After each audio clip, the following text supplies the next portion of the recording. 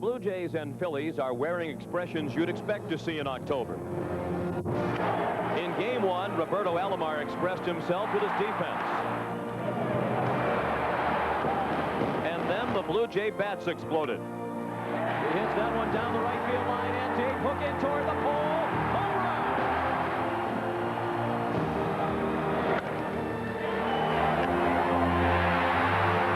The 2-2 pitch. Well hit down the left field line, fair ball. It was time for Alomar to make a statement with his bat. Ripped down the line, fair ball to score 2. The faces told the story of Game 1, and tonight we'll find out who'll be smiling when the curtain falls on Game 2.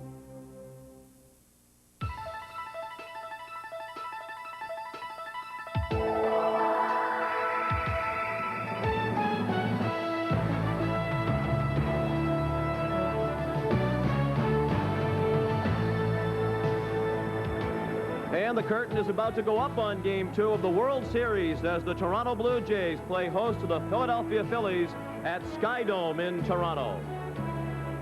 Hello, everyone, and welcome back. Sean McDonough along with Tim McCarver, and it's great to have you with us for Game 2. The Blue Jays lead this best-of-7 series 1-0. They beat Curt Schilling and the Phillies last night 8-5, but now Jim Fregosi turns to 2 left-handed starters in a row in the next 2 ball games, and that could be a key to the series. I don't think could be. I think will be. As a matter of fact, with Terry Mulholland starting tonight, the left-hander, because the Toronto Blue Jays are 22-25 during the regular season this year against left-handed starters. And that's the worst record against left-handed starters for a World Series team in 55 years. Now, who are they facing? What left-hander? Well, he shuts down the hitting game. He also shuts down the running game. Only 1 stolen base against Mulholland this year, and only 2 in all of last year. But what about Dave Stewart's momentum? In his first 22 starts this year, he was 8-8, but he won his last 4 regular season games and was 2-0 in the league championship series, and of course the MVP, and he is a ruthless competitor. I mean, he loves to win, and you'll be seeing his eyes all night, as we will. Terry Mulholland for Philadelphia, Dave Stewart for Toronto in Game 2 of the World Series. The first pitch from Skydome right after this. CBS Sports coverage of Game 2 of the 1993.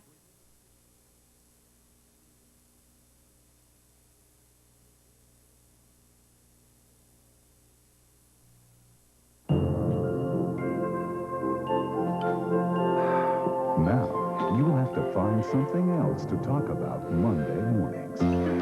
CTV's W5 with Eric Mallon moves to Thursday, starting October 28th. Labatt presents the World Series on CTV. Sponsored by Imperial Oil and Esso Associates.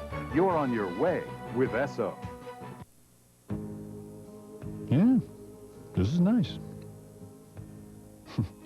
Like the seats. Lots of room, that's good.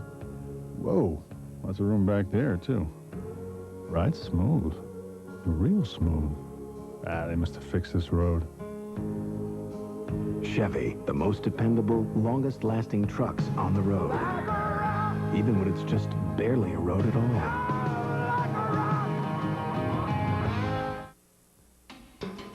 At Swiss Chalet, we always try to bring a little extra something to your table, like a warm smile and a good deal. So right now, our rib special is only $5.95, which is nice enough on its own, but what's just as nice is seeing that you enjoy it. The rib special, for a short time, just $5.95. And here's another little extra we bring to your table, just in case you need it.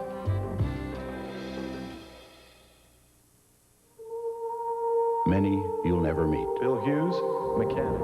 Some you may remember, or making a difference on your last trip. Lorna Fraser, flight attendant. But the one thing the over 17,000 men and women of Canadian Airlines have in common Kelly Shaw, maintenance. is the shared belief that you have the right to a choice of airline. Joe Harmon, welder. And they're doing everything they can to make sure you do.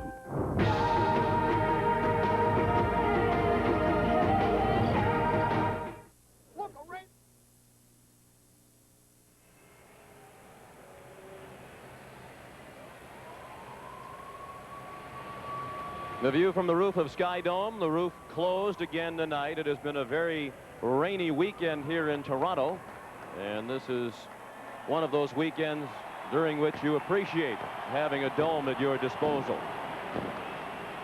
The Toronto Blue Jays take the field before another sellout crowd of better than 52,000. And here's a look at the lineup. The Phillies will send it Dave Stewart tonight. Jim Fregosi has Lenny Dykstra leading off in center field. Batting second, the second baseman Mariano Duncan. John Kruk is the first baseman, hitting third. The cleanup hitter is the third baseman Dave Hollins. Darren Dalton batting fifth and doing the catching. Batting sixth, the right fielder Jim Eisenreich. Pete Incaviglia is in the starting lineup tonight. In left field, hitting seventh. The DH is again Ricky Jordan, hitting eighth. And the shortstop Kevin Stocker bats ninth. The defense for the for the Toronto Blue Jays, I'll be all right. I was thinking of Ricky Henderson. His form is passed with Oakland, and he'll be in left field. Devon White in center field, and Joe Carter in right. Ed Sprague will be the third baseman. Tony Fernandez at shortstop. And you saw what kind of territory Roberto Alomar could cover last night. John Olerud at first base, Pat Borders behind the plate, and Dave Stewart on the mound. And let's check in with Jim Gray.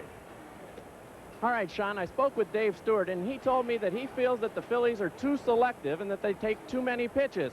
He feels that that can really work to his advantage to get ahead in the count. So look for a lot of first strike pitches. Sean? Of course, last night the Phillies' strategy was to go up there and take pitches against Juan Guzman, who frequently struggles with his control. And even though the Phillies lost the game, that was an effective strategy as they forced him to throw 120 pitches over 5 innings. A different strategy tonight because Dave Stewart with good control, and once he gets ahead, he tries to make you hit his pitch out of the strike zone. Paul Runge of the National League will call the balls and strikes. He's in his 20th year as a Major League umpire. It's his 4th World Series. Mark Johnson at first, Charlie Williams at second, Tim McClelland at third, Dana DeMuth along the left field line, and Dave Phillips in right. Dave Stewart is ready, and Lenny Dykstra steps in to lead off. He was 1 for 4 last night. He walked leading off the first inning. Did not swing during his first at bat against Guzman last night. The first pitch of game 2 outside to Dykstra. Lenny's one hit was a single in the 6th inning. Off relief pitcher Al Leiter, who was the winner last night. Another ball outside, so the Phillies do indeed go up there taking the first 2 pitches, and Dykstra's ahead of Stewart 2-0.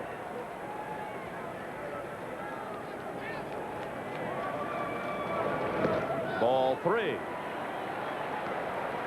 A big reason why the Phillies scored 877 runs to lead the National League, their patience. Dykstra, Dalton, and Kruk were 1, 3, and 4 during the regular season in walks of the National League. Barry Bonds, with 126 bases on balls, was second. There's an added factor. Not only are they on bases on balls, but they are hitting with a lot of 2-0 and 3-1 counts. Strike on the outside corner. Dykstra has taken 5 pitches and has gone to a full count. Taking 3-1 because for the most part he's going to get the same pitch 3-2 that he got 3-1, and that's a fastball. And Dykstra pulled it foul, well back into the stands and right into the luxury box level.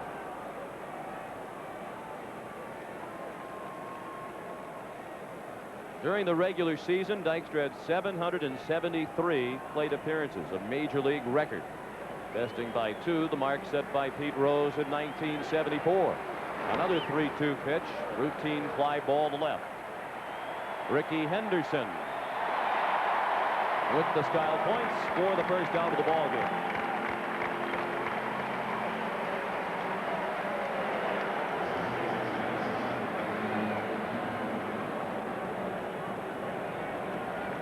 And that brings up Mariano Duncan, who was again in the starting lineup against a right-handed pitcher.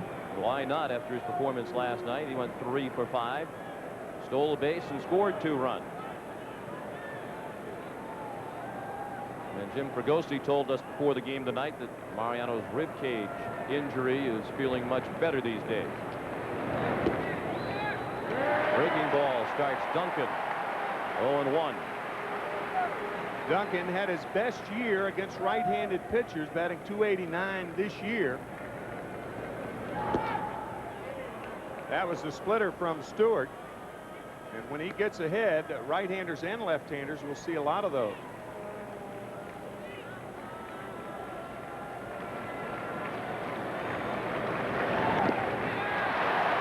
One and two on Duncan. And the look at Dave Stewart that you saw a moment ago is certainly a familiar look. The cap pulled down over his eyes, the death stare they call it, as he glares into the opposing hitter.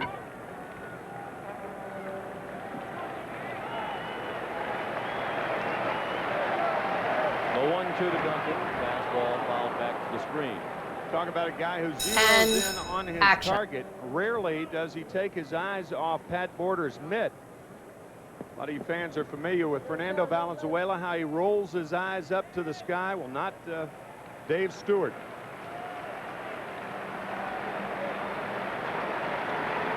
Another 1-2 to Duncan. Fouled out of play to the right.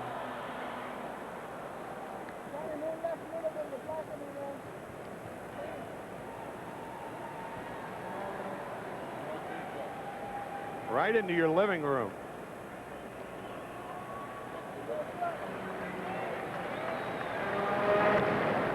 On the ground in the hole, Fernandez from deep short, no chance. And Mariano Duncan is the first base runner of the ball game, an infield hit with 1 out in the first, his 4th hit in the series.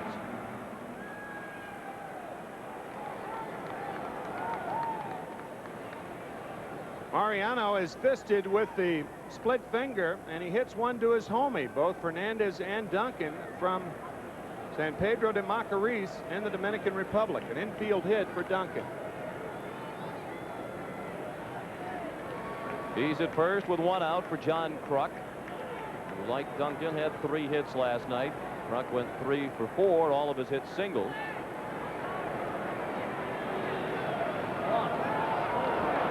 And the balk is called. Looked like he got his right spike, or the spikes on his right shoe, caught in the pitching rubber. You see a lot of balks. Well, there's no doubt about this one. He is on the rubber. And for some reason, it appears that he got the spikes of the right shoe caught on the rubber.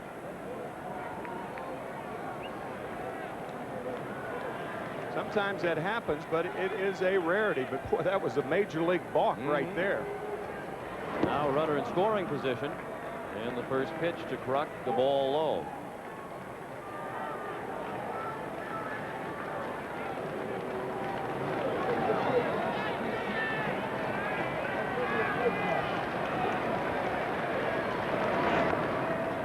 Check swing.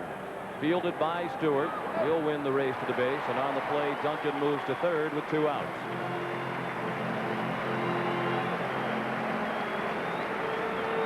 Dave Stewart has had phenomenal success in the postseason. One of his many impressive marks in the playoffs and World Series. The opponent's .137 batting average against him with runners in scoring position. That is best of all time. The Phillies' Danny Jackson, who will start Game 3 at the Vet Tuesday night, is number 2 on that list. Dave Hollins, the batter. He walked his first time up last night, then went 0 for 4. And he looked at ball 1 low.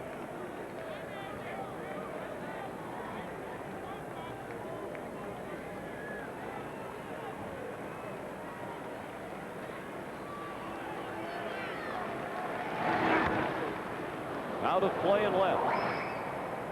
1-1 on Hollins.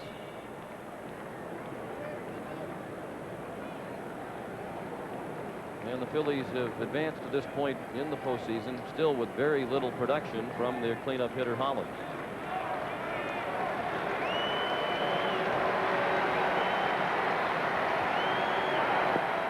Check swing and a ball in the dirt. Everybody talking about the performance of the Phillies in the NLCS, and certainly they won it, but they were out hit and they made more errors than the Atlanta Braves, while also being outscored in the 6-game series. First time since 1924 when the Senators, in all the 3 of those categories, won a series in postseason. 2-2 the count now on Hollins. That was the splitter right there. Hollins looked like a fastball, and Dave waves through it.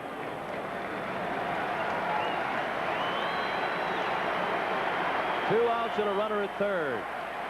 And the 2-2 fouled back to the screen. That pitch registered at 92 miles per hour on our gun downstairs. If you look at Jim Fregosi, after 27 years as a major league player and manager, he has finally advanced to the World Series for the first time in his career. Ball 3.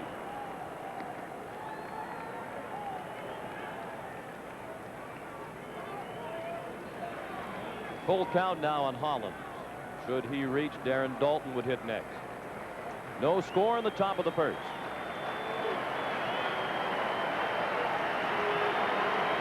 The payoff. He struck him out with the fastball. And the Phillies leave a runner at third after a half inning at Skydome. Philadelphia nothing, and Toronto coming up. Read my lips. No. Another friend wanting Super Bowl tickets? Please don't call me. Pick up a case of Bud or call this number. In every specially marked case of Bud, there's a scratch and win card. Get a winning card and you've won 2 tickets to the Super Bowl. Hotel and cash included. Of course, if your sister's husband did go to school with the guy who used to feed my next-door neighbor's cousin's goldfish, give me a shout. But your chances are better playing the Bud Big Event. No! Love the Sable. It's just beautiful. I feel very elegant in the car. I feel very elegant standing beside the car. It's got climate control, V6 power. I love power. Could lease the wagon or the sedan for the same price. I need comfort. I drive 60, 70,000 kilometers a year. We were out at the movies the other night and we had 6 adults in the vehicle. The Sable has dual airbags. Great styling. A little finer than the style of my tennis game, I'd have to say that for sure. I can get the ball back, but I don't look all that pretty. Without a doubt. Now, it's time for the Coldwell Banker World Series Flashback. Coldwell Banker, together with Canada Trust Realty, the new power in Canadian real estate. October 18th, 1992. Game 2 of the World Series, and Ed Sprague comes off the bench to become a hero. Toronto squared at 1 game apiece.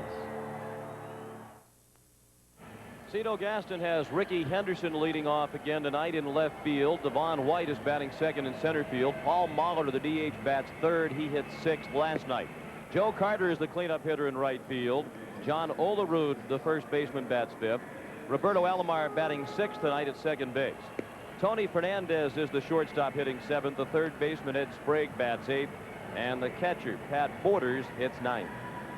The defense for the Phillies, Pete Incaviglia back in there in left field, even though a right-hander is starting against the Phillies. Len Dykstra, of course, in center. Jim Eisenreich, the left-handed hitter, is in right field. Dave Hollins with a strong arm at third base. Kevin Stocker once again at shortstop. Mariano Duncan at second. John Kruk at first base. Darren Dalton behind the plate. And Terry Mulholland on the mound.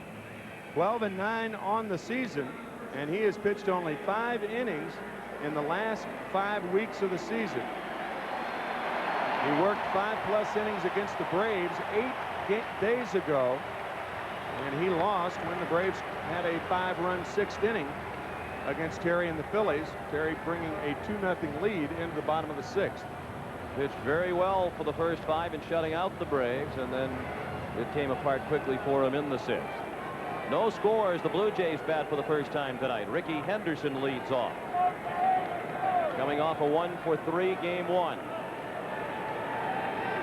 His one hit last night was a single. It knocked the starter Kurt Schilling out of the ball game, while Holland's first pitch skipped by Darren Dalton. A right-handed hitter in particular has a very difficult time picking the ball up off Terry Mulholland, because the glove and the arm come together. A lot of hitters say that he throws out of his uniform, and often they are late picking the ball up. That's to Mulholland's advantage. This is Terry's first World Series appearance ever, and he has fallen behind Henderson 2-0. He's looked down at the mound twice, and now he's doing a little gardening out there. That's his second stint as a gardener tonight. We saw him during the pregame show with Pat O'Brien taking the rake to the mound in the bullpen.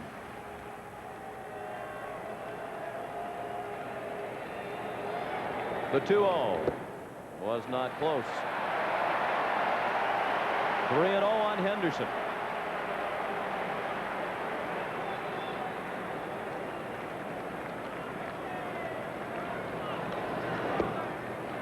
And Mulholland has thrown his first strike.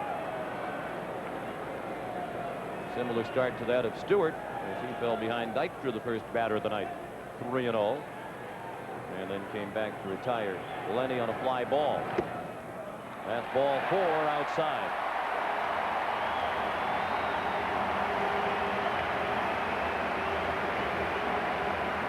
An interesting matchup. Mulholland with arguably the best move among all Major League pitchers, and Rickey Henderson, Major League Baseball's all-time steals leader at first base.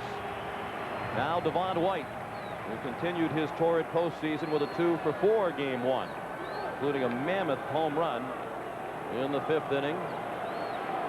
Kurt Schilling into the second deck and right. Saw Henderson, who's judged a lot of moves in his days, heading back to first base as Mulholland delivered to the plate. Mulholland's best move to first base is when he steps off the mound and throws to first. He is very quick with his left foot. That's not his good one right there. Only one stolen base against Terry this year, and that was Darren Lewis way back on April 27th.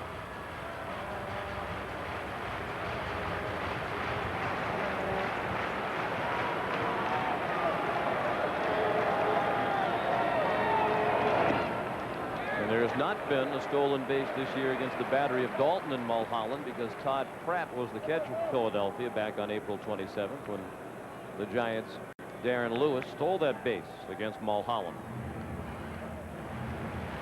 No score in the bottom of the first. Rickey Henderson at first with nobody out, and a count of 1-1 on Devon White with Paul Molitor on deck.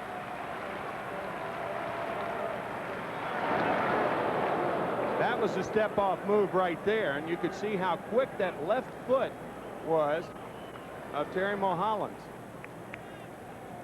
The left foot steps off, he gets the arm up in time, and that is a very, very good move. He had 16 pickoffs to lead the major leagues last year. 1-2 now on Devon White.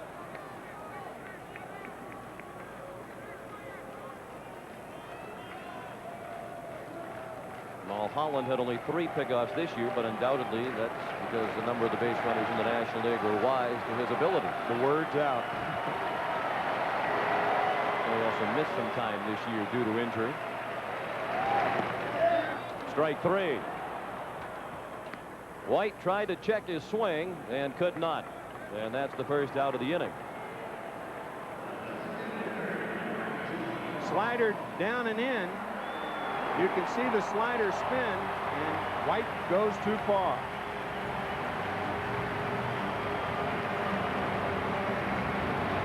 Now Paul Molitor, who was the number 6 hitter last night against the right-handed starter Schilling, went 1-for-4.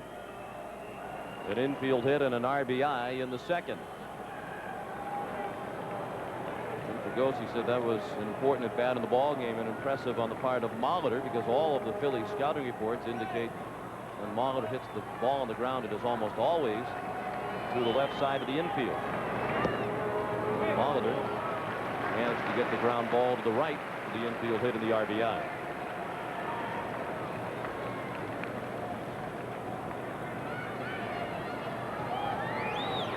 When a pitcher is tough to steal against, The other option is the hit and run. Boy, he's quick over there. On the hit and run play, the runner, even if he's as fast as Henderson, has to make sure that Mulholland goes home, and then it's up to Molitor. The responsibility shifts, and he got him. He did indeed. No, he didn't. Safe the call. We saw the arm flashing through the screen. It looked like Henderson was out, but called safe by Mark Johnson of the American League. He didn't get Henderson. He got me. Wow. That was very close, but again, that gives you an idea of how quick Mulholland is. Again, you saw Henderson leaning toward first as Mulholland went to the plate with ball 2, 2-0 on Molitor.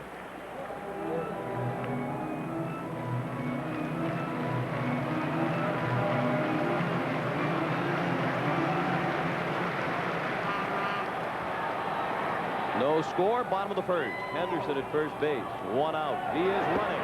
The pitch is strike, the throw, a good one. And Henderson is out.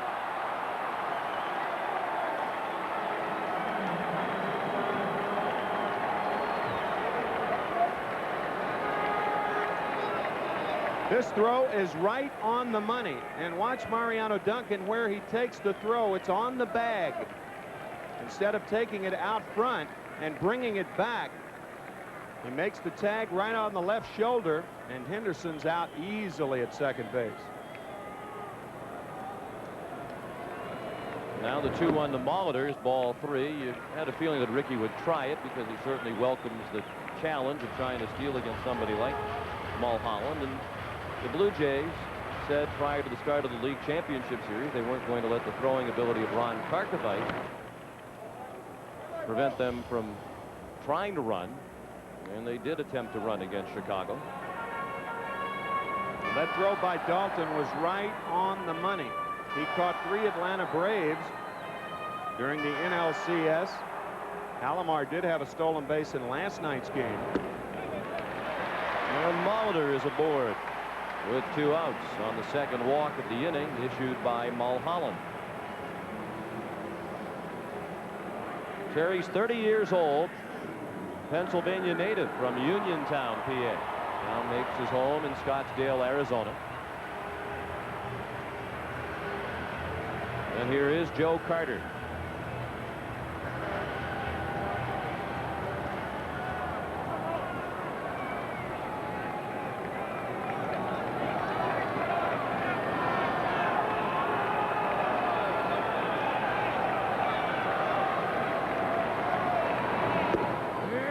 Strike 1. Carter has had 100 runs batted in or more in 7 of the last 8 seasons, including this one.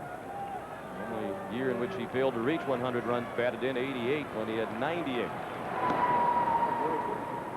And even at age 37, Paul Molitor is still a threat to run.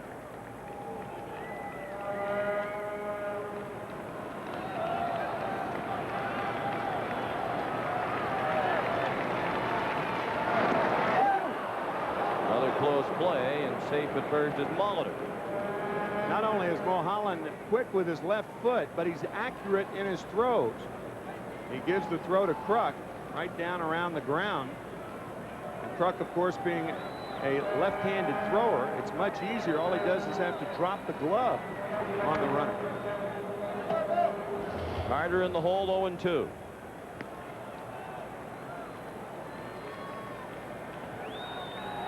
Molitor had 22 stolen bases during the regular season. He was only thrown out 4 times.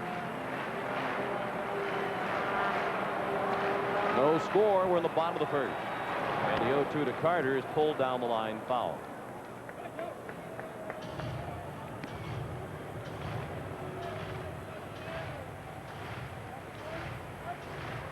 Joe Carter made an interesting observation about the series coming in. Blue Jays had what ordinarily would be considered a big edge in terms of World Series experience. Many of their players have experienced it. Only 5 Phillies had prior to last night. Joe said these Phillies are so loose, something like a lack of World Series experience really isn't going to affect them. Yeah, I asked Joe if one of the things that worried the Blue Jays is the fact that the Phillies didn't worry. He said that's exactly right. Joe impressed that in the NLCS, the National League Championship Series, the Phillies never appeared to be down.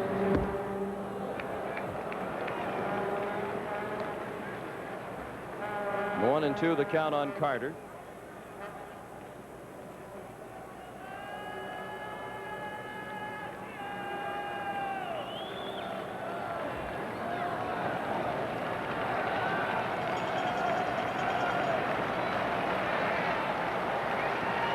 Molitor with a very short lead.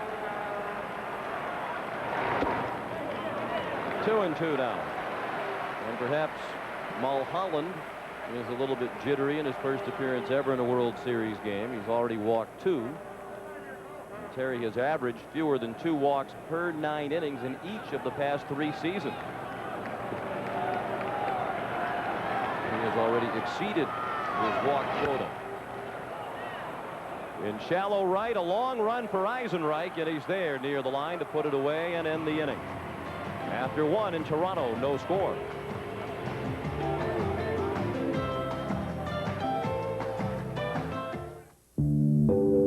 My life isn't about throwing money around. It's about hanging on to it. It's not about owning a $40,000 car. It's about owning a good car. It's not how much something costs that matters to me. It's how well it works. Look, don't tell me what I want. Show me you've got what I need.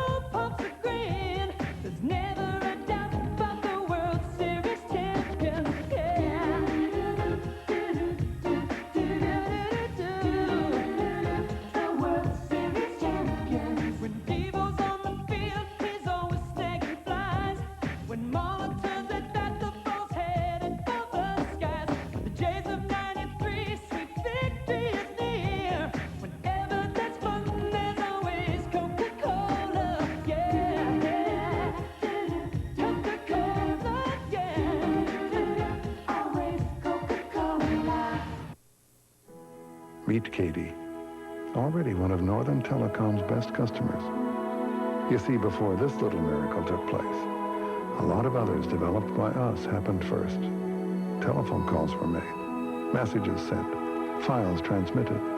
A banking machine dispensed money for a teddy bear. And all this took place so effortlessly that no one even batted an eye. Frankly, we couldn't ask for a better compliment. The view from Lake Ontario of Toronto, Ontario, Canada, one of the most beautiful cities in all of North America. Certainly one of the cleanest. And a cleanly played first inning for the most part after game 1 that was a little bit on the sloppy side. The Blue Jays managed to win last night's game despite 3 errors. No score as Darren Dalton begins the second.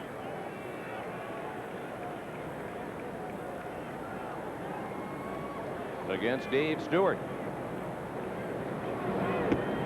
First pitch of the inning on the outside corner for strike 1.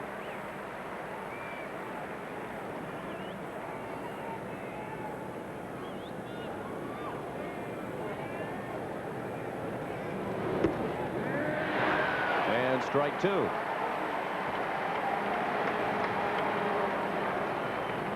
Stewart in his first year with the Blue Jays. He signed a 2-year contract in the offseason as a free agent for a reported $8.5 million. And his career as a Blue Jay got off to a very slow start. As a matter of fact, he opened the regular season on the disabled list. He had a strained right forearm coming out of spring training. Popped up. Fernandez. 1 out.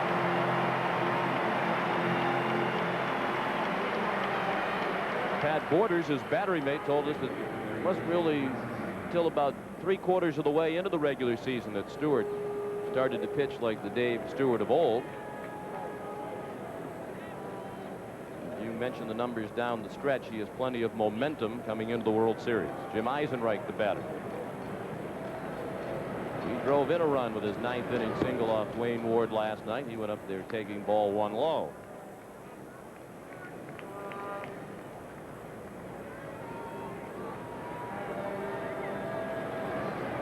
The 36-year-old Stewart delivers a fastball that missed, 2-0. So far, Dave, making it look very easy, but his career has not been easy. He signed with the Dodgers, arm problems, and then he signed with the Phillies, released by Philadelphia in 1986.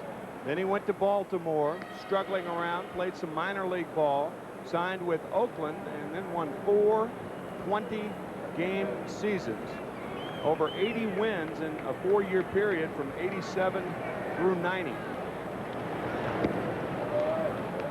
And a ball just low, 3-1 on Eisenreich. Hard to believe he's never won a Cy Young Award. Certainly for that cumulative period, he was the most effective starting pitcher in the American League. Eisenreich draws ball 4, the first walk thrown by Stewart. That brings up Pete Incaviglia, who talked with us a couple of days ago about the Phillies' working-class image. We like being the underdog, and we have a lot of those type of guys around. You know, I think we relate well to the middle-class American hard worker, because that's the way we play. You know, we don't have the Armani suits and the clean faces and the, you know, all the jewelry. Well, actually, as you can tell, he does have the clean face tonight.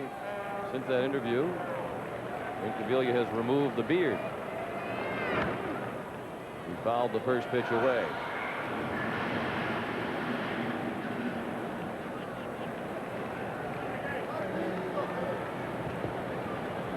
Certainly a solid average for his career against right-handed pitchers, but didn't start many games against them this year while platooning in left field with Milt Thompson. But Thompson struggled with the bat late in the regular season. That problem has continued in the postseason, so Incaviglia is in there tonight trying to generate a little more offense.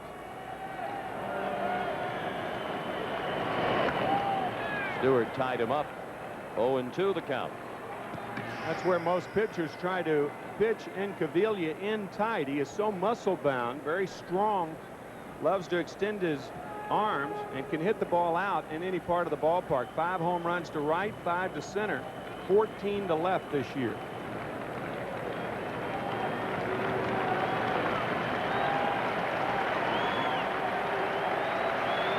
The 0-2 pitch. Well hit to left. Ricky Henderson drifting back. And just in front of the warning track, he made the catch. Eisenreich and almost all the way to second, and he's back to first with 2 outs. Well, the breaking ball made Incaviglia spend his power when he stepped. He brought the hands forward and had nothing left with which to hit. Usually, if you're fooled on the breaking ball and you keep the bat back, it's all right. But watch how the bat comes forward. The front side collapses, and he still hit the ball about 360 feet to left center. Ricky Jordan is the hitter. He looked at a breaking ball low and away. Jordan starting as the DH for the second time in as many games last night. He singled off Al Leiter in the 6th inning. His only hit in 5 trips.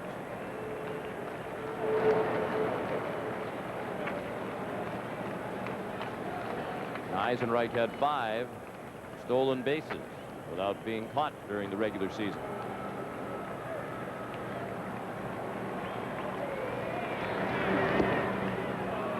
(2-0) on Jordan.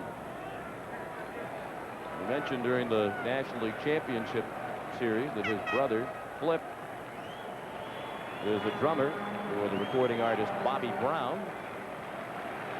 And last night, Ricky Jordan and Kim Batiste came out during the practice for the pregame ceremonies about 4 hours before game time when Aretha Franklin was rehearsing the national anthem, and Jordan and Batiste got Miss Franklin's autograph. They were positively beaming about it afterwards.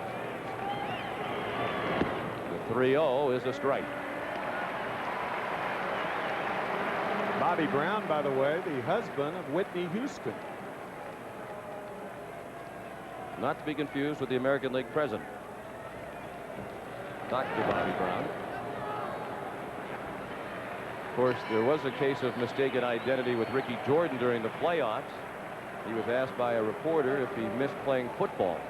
And obviously the reporter had mistaken Ricky Jordan with Brian Jordan of the St. Louis Cardinals, who once upon a time was a defensive back for the Atlanta Falcons.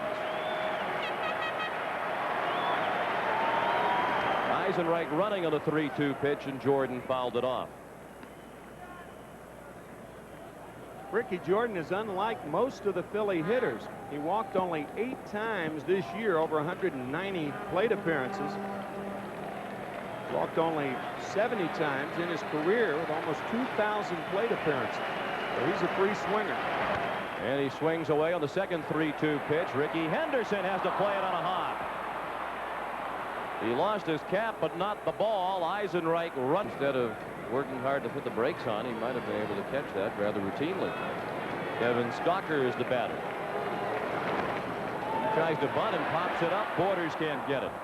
Sprague was also in pursuit, but Borders, the catcher, had the best shot at it. Interesting play by Stalker, trying to bunt with 2 outs and runners at first and third. He was trying to get Eisenreich in, and if you're on third with a batter that will bunt, you have to be alert for that play. No score. We're in the second. Phillies left a runner at third base in the first inning. They have runners at first and third with 2 outs here in the second. Stalker had 1 hit, 3 at-bats last night. Split finger and the count of 0-2. Larry Boa is the third base coach. His name has come up regarding the Houston Astros managerial vacancy. And Davey Lopes has been listed as the front runner in most of that speculation. The 0-2 pulled down to first, foul ball. Olerud applied the tag on Stalker, but it was a foul ball, and that's not the first time those two have met.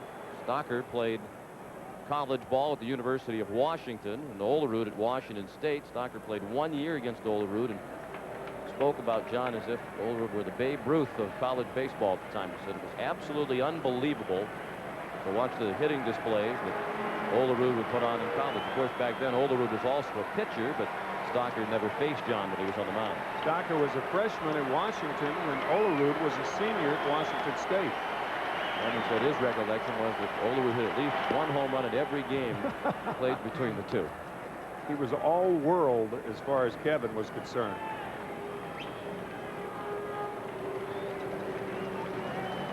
The 1-2 the count.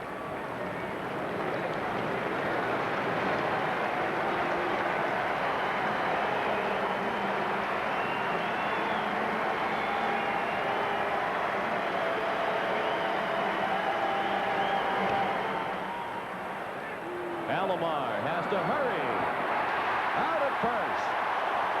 Good play by Alomar and by Olerud. The throw had plenty on it and handcuffed John, but he was able to squeeze it. The Phillies strand 2 in the second.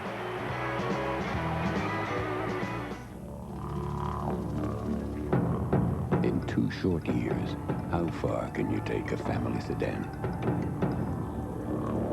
Over 3,000 punishing kilometers to twice win Rally Australia. And now we've pushed the Elantra even further in champion style and performance, whether it's Outback or out front. Introducing the 1994 Hyundai Elantra. It's not your ordinary family sedan. Mix 99.9. The station with a difference. Let's make it groove. No rap. No metal. Just more of today's hits. And yesterday's classics. Listen and hear the mixed difference. Today's hits, yesterday's classics. That's Mix 99.9.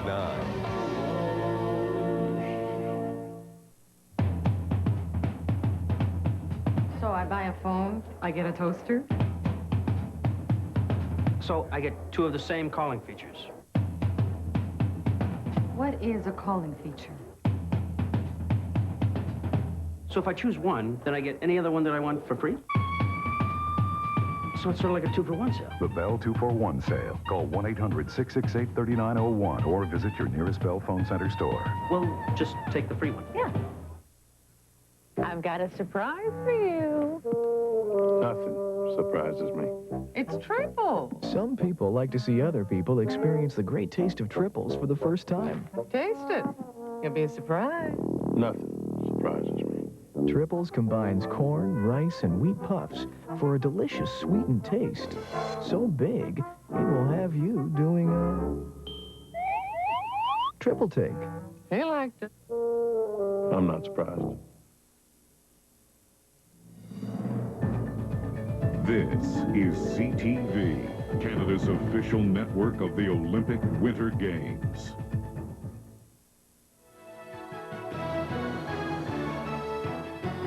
Good reason to stay tuned.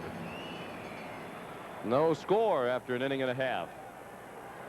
Terry Mulholland ready to face John Olerud, then Roberto Alomar and Tony Fernandez.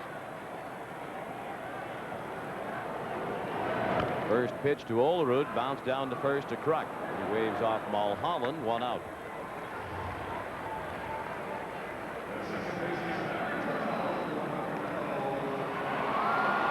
John Olerud, first ball hitting, and these Blue Jays are a first ball hitting outfit.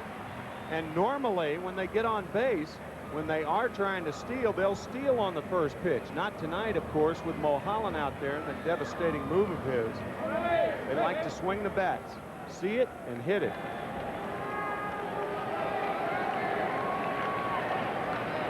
The hitter is Roberto Alomar, and he looked at strike 1. Roberto was the number 3 hitter last night against the right-handed starter Schilling. Went 1 for 4. He had a 2-run double off David West in the 7th inning. This is the way Cito Gaston has played it since Ricky Henderson was acquired. Against left-handed pitchers, ordinarily, Molitor bats 3rd and Alomar 6th, as is the case tonight. Cito Gaston does not have to manipulate his lineup like Jim Fregosi does. As a matter of fact, Gaston, in 7 straight postseason games, has not used a pinch hitter. He's not used a pinch runner. The only difference being he shovels Molitor from the 6 hole to the 3 hole and Alomar to the 6 hole from the 3 hole against left-handed pitching. Other than that, everybody else is straight up. Swing and a miss for strike 3, and the bat went flying past the 3rd baseman Dave Holland. 2 outs in the 2nd, and that's the 2nd strikeout of the night for Terry Mulholland. Players refer to this as a little helicopter. He swings through it, and it chops down in front of Holland. Now Tony Fernandez, who was hitless, who had an RBI with a fielder's choice in his first ever World Series game.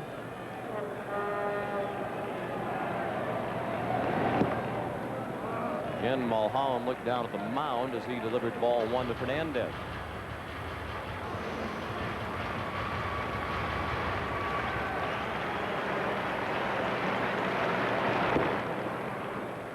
Ball 2, 2-0. Talked about San Pedro de Macorís. Tony Fernandez and Mariano Duncan are from that small town in the Dominican.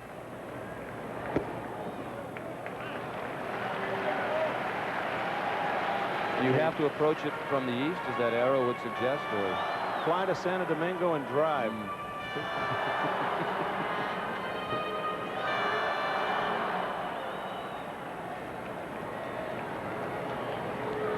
And there's Duncan.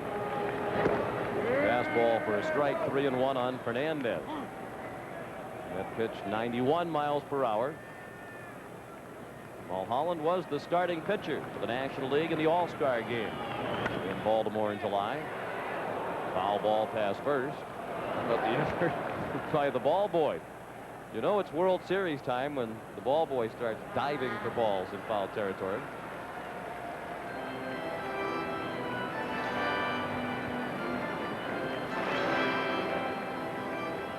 Full count now on Fernandez. With 2 outs and the bases empty, we're in the second. There is no score. The Blue Jays still do not have a hit. Eisenreich the catch. 1, 2, 3. Go the Jays in the second. After 2, no score.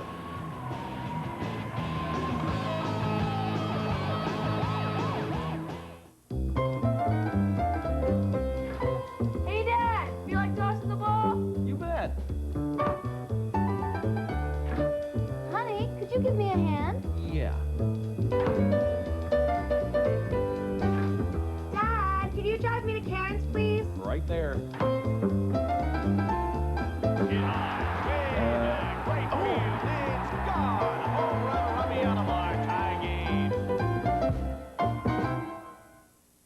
The SO Tiger team talks pride. Customer liked my smile.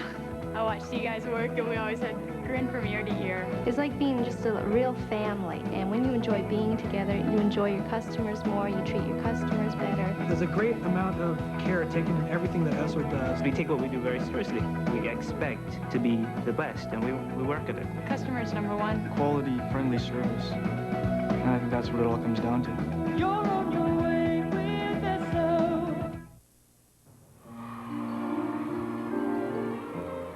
Eat it, Hector. It's good for you. Teacher, why must everything that's so good for me taste bad? If Hector Boyardee had never been 7 years old, perhaps he would not have become Chef Boyardee, dedicating his life to making wholesome pastas with beef that taste the way kids like. One day, children everywhere will thank me. Yeah, this is nice. Like the seats. Lots of room, that's good. Whoa, lots of room back there, too. Right, smooth. Real smooth. Ah, they must have fixed this road. Chevy, the most dependable, longest-lasting trucks on the road. Even when it's just barely a road at all.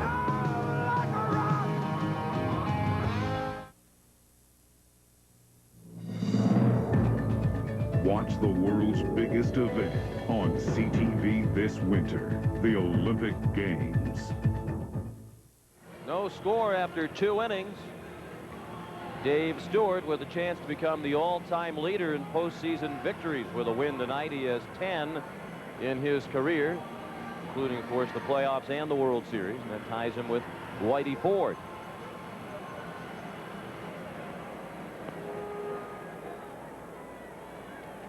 Stewart's all-time postseason record is 10-5. Whitey Ford was 10-8. Lenny Dykstra, the batter. He started the ball game with a fly ball to left. First pitch breaking ball for ball 1. Whitey Ford also with the most postseason starts, 22. Next was Catfish Hunter, and then Dave Stewart. This is his 17th time that he has started a postseason game. And in all but one of those times, he has gone past the 6th inning.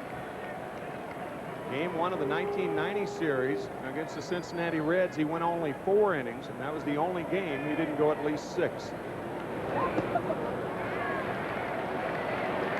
3-0 on Dykstra. Then he went ahead and count 3-0 his first time up before Stewart came back to get him on the fly ball to left.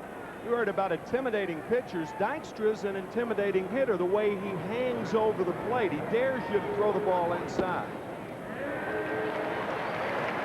Figure if you're a pitcher right there and Len Dykstra hanging over the plate, where do you throw the ball? If it's outside, it's right in his wheelhouse. He's quick enough if you throw the ball inside to get around on it.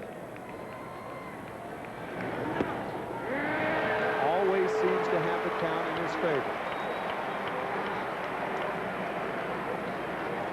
This is almost a carbon copy of Dykstra's first at bat.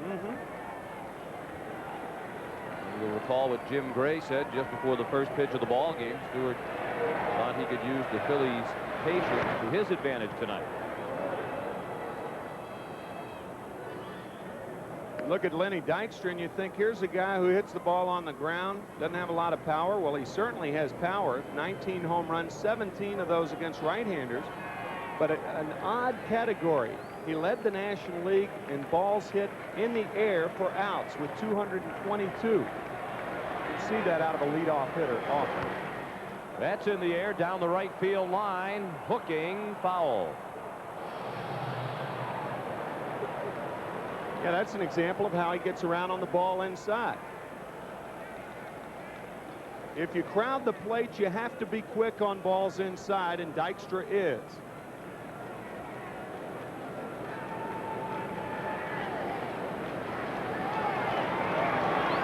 Another 3-2 pitch is ball 4. So this time, Dykstra's patience is rewarded. And the Phillies have the lead man on for the first time tonight. That's the second walk issued by Stewart. Now Mariano Duncan, who had an infield single, ball on the left side in the first inning. The Phillies left him at third. Philadelphia has stranded 3 base runners through the first 2 innings. 2 of those men left at third base.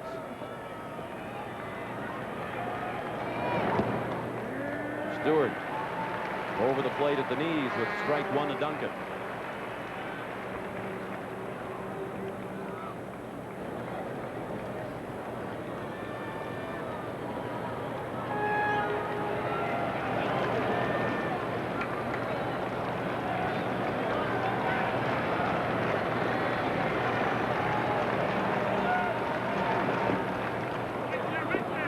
In the dirt and blocked by Porters. No chance for Dykstra to move up.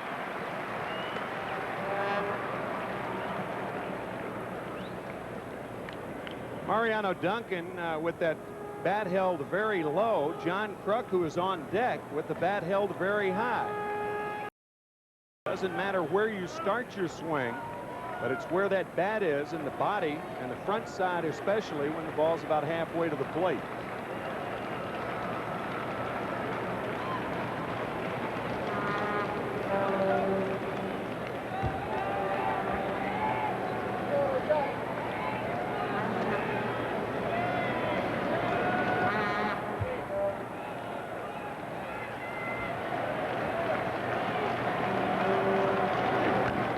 Pulled foul past Larry Boa.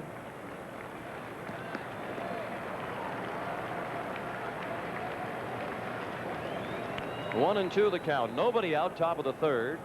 The Phillies have Dykstra at first. And a count of 1 and 2 on Duncan.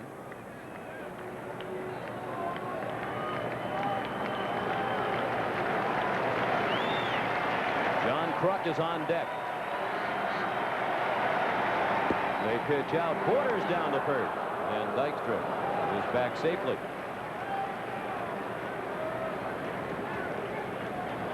Since Pat Borders pitched out, he decided, well, I'll throw down there anyway. Throw was not close. Knowing the team character of the Phillies, it's got to be strange for this outfit to play in a ballpark where the crowd is so pensive and passive, as the Blue Jays crowd normally is. That's through Borders, and Dykstra moves into scoring position. Well, there was a lot of talk in the newspapers here today about how loud the crowd was last night, but we've been in a lot of ballparks, and I don't think by many standards it would have been considered a loud crowd, except that this crowd is so notoriously quiet that, relatively speaking, it was loud by Toronto standards. That play scored a wild pitch.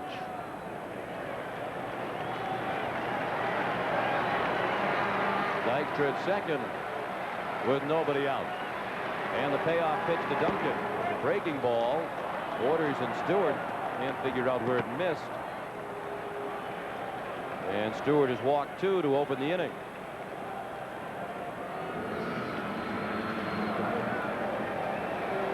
And a chance for John Kruk to give the Phillies the lead. He had a chopper along the first baseline that Stewart fielded, and Stewart beat him to the bag.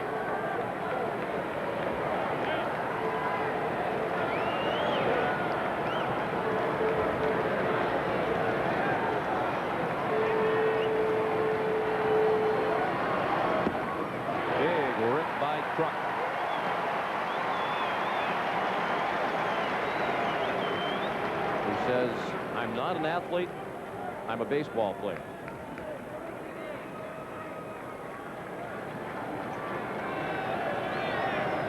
And in this jam, Stewart had a little extra on the last pitch, 92 on the fastball. That's sinking fast in right center, and it falls for a hit. Dykstra around to score the first run of the ball game. The Phillies lead 1-0 on the 4th hit of the series already for John Kruk.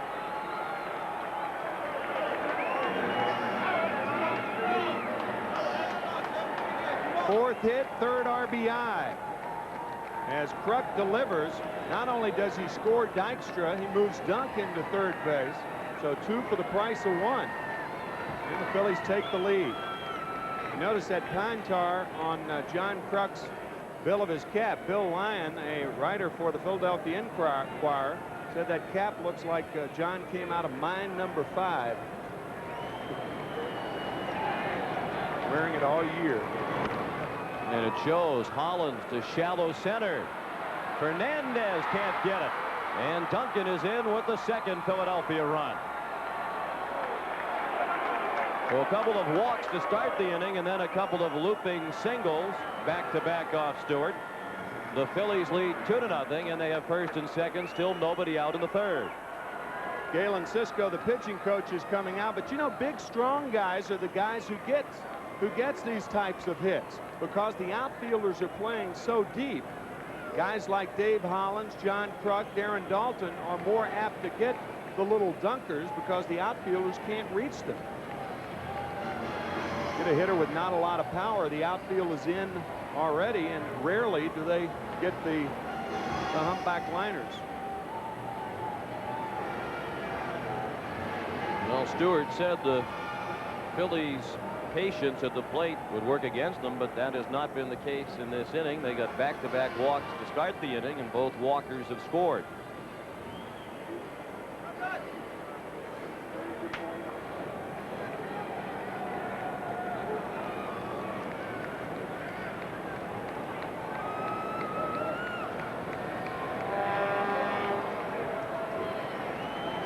Darren Dalton popped to short his first time up.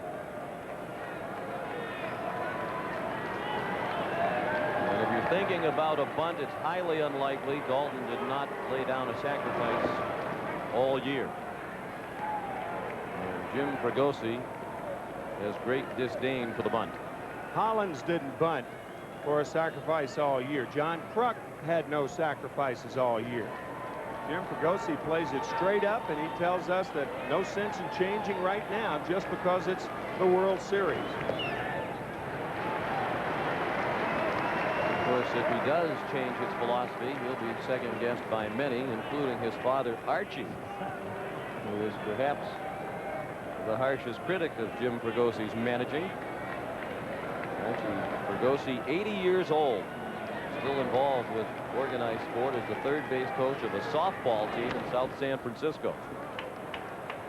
Jim Fregosi tells the story about his third game as a major league manager with California. Back in the late 70s, a ball game in Oakland, he kept hearing a voice from behind the dugout saying, "Go out and take out the pitcher, get the pitcher out of there." And finally he got annoyed, stepped out of the dugout to look into the crowd and see who it was who was heckling him and say something to him. It was his father.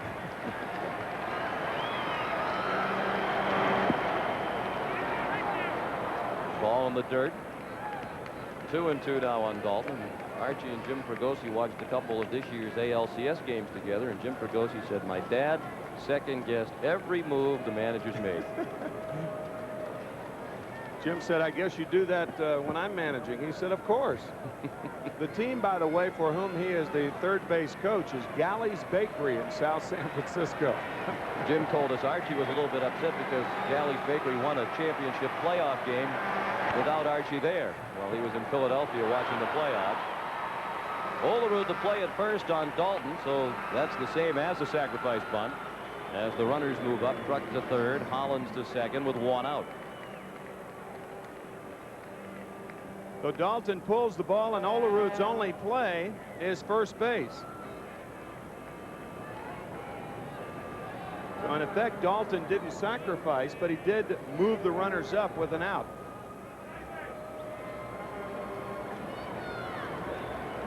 Blue Jays will play the infield back in the third inning, trailing 2-0 with 2 men in scoring position and 1 out.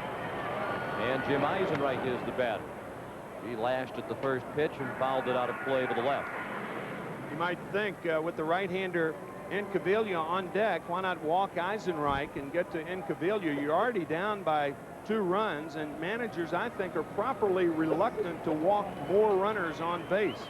If Incaviglia gets a hold of one, game's out of reach for the most part. Pulled foul past Mel Roberts in the first base coach's box. Saw John Kruk running on contact, and that's what the Phillies do a lot of. A ball hit on the ground with the infield back, Kruk will try to score. If he sees that he's caught at home, he'll try to get in a rundown and allow the other runners to move up. The 0-2 to Eisenreich. Fly ball to right, well hit. Carter sprinting back. It's over his head and over the fence. A 3-run homer for Jim Eisenreich. And the Phillies lead 5-0.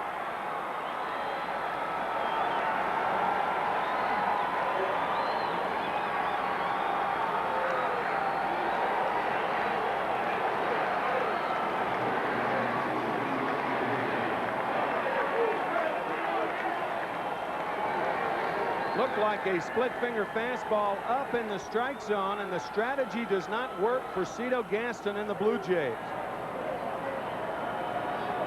Eisenreich with 7 home runs during the season, and he gets all of this one. Look at the crowd standing up. They were ready for it.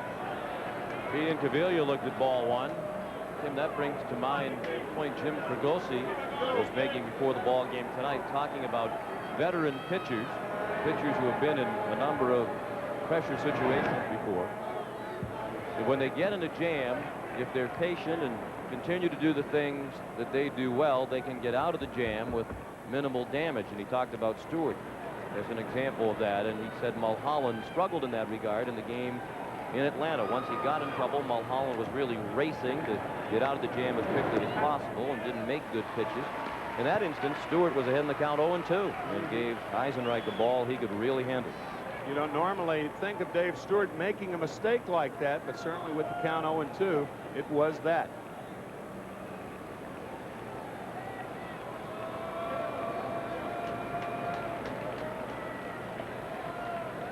This is the first time that Dave Stewart has allowed as many as 5 runs in a postseason game.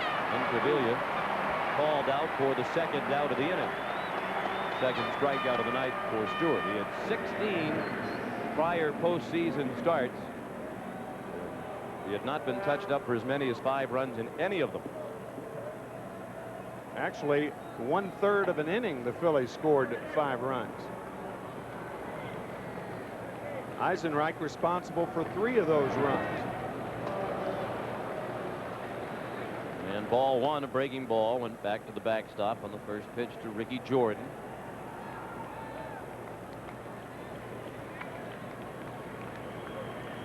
Jordan, the 8th batter of the inning. Sprague, nice play to his left. And that ends the inning. We'll return to Sky Dome after this message and a word from your local stations. Hey, fellas! Want to try the acoustics out in this new Mercury Villager? Think we can fit the whole band in there? Oh, we can give her a try. All right. 1, 2, 3, 4.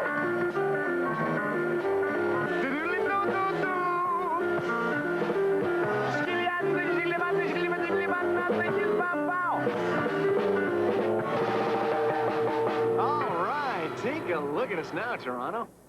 So what's the name of the band again? The Villager People. Prime Minister Kim Campbell's job plan. Most new jobs come from the small business sector, and our plan will encourage more.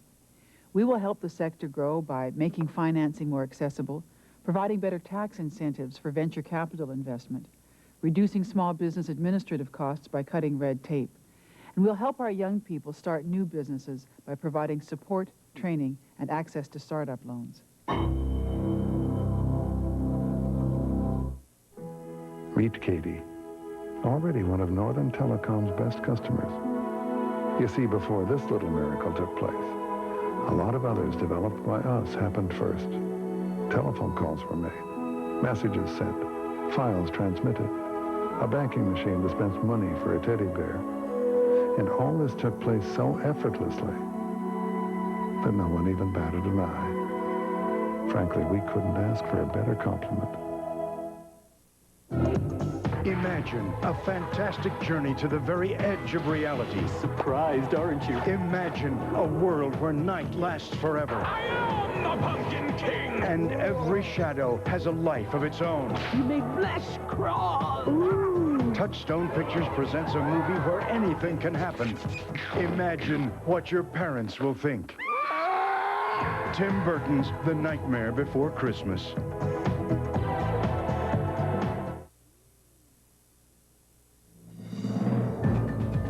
Join CTV as the world's youth assembles in Lillehammer for the Olympic Winter Games.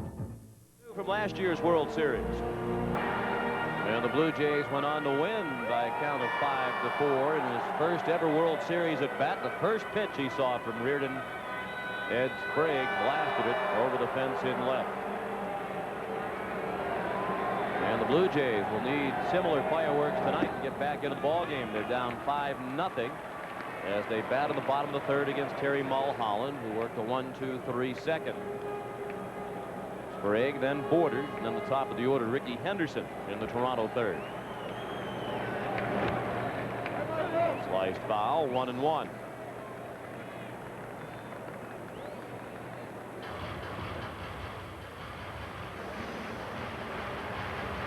Ed Sprague Jr., his dad, was a major leaguer and is now a scout for the Baltimore Orioles. And he must be a pretty good scout. He signed some of the Orioles' best players, including Mike Messina, the pitcher, and Jeffrey Hammond, considered Baltimore's top prospect when he was recalled during the season from the minors. You played against Ed Sprague's dad. Played against him and with him. Pitcher, right-handed pitcher. We played for Cincinnati, the Cardinals, several other clubs.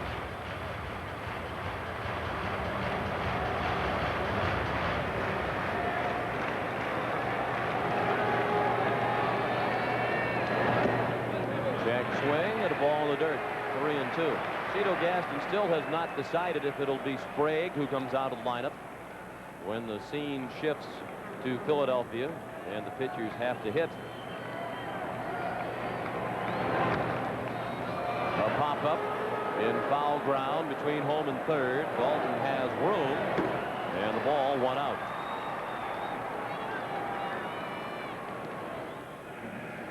And let's drop in at the Sky Dome Hotel. A room out in straightaway center field. They tell us the rooms at the Sky Dome Hotel are going during the World Series for anywhere from $350 to $1,175 a night.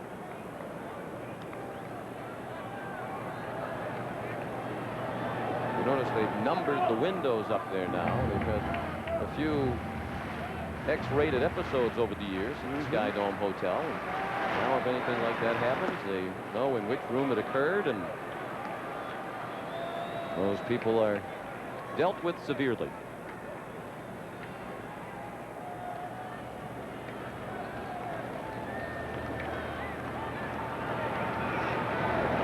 They do post warnings in those rooms that the people in the ballpark can see into the rooms in the Sky Dome Hotel. Pat Borders, the batter, the MVP of last year's World Series, quickly behind in the count, 0-2. Pat says he has little recollection of last year's World Series when he was the MVP.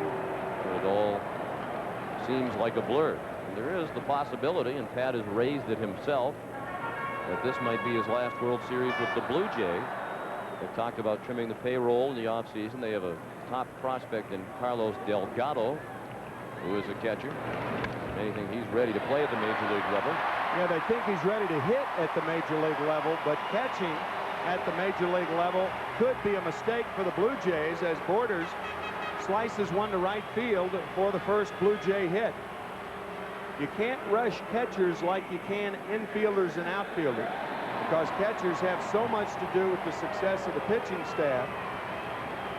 Not only do you have to swing the bat, but you've got to be a good defensive player. There are just a lot of things in the development of a catcher much more important, many more things than most players. With that hit, Borders has now hit safely in 21 of his last 22 postseason games. That's interesting, isn't it, Sean? John Kruk still holding Borders on with Mulholland on the mound.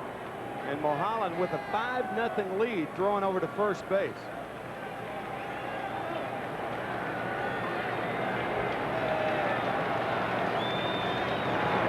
Borders heading back to first base as Mulholland threw a ball to Henderson.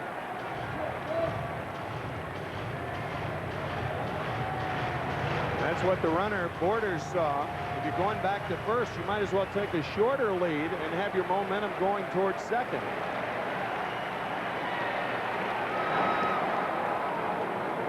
The likelihood of picking Borders off in a situation like this almost nil. I think if I were Jim Fregosi, I'd play Kruk behind Borders. The chances of Borders running non-existent with a 5-0 trailing by 5 zip. If Henderson squeaks the ball through on the right side, the Phillies could regret it. Of course, Henderson is a pull hitter. There is a big gap on the right side with Kruk holding the runner on.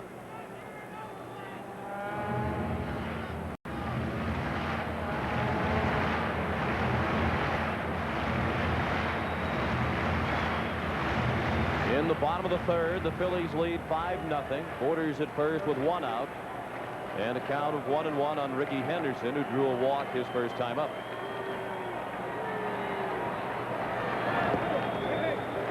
Ball 2, 2-1.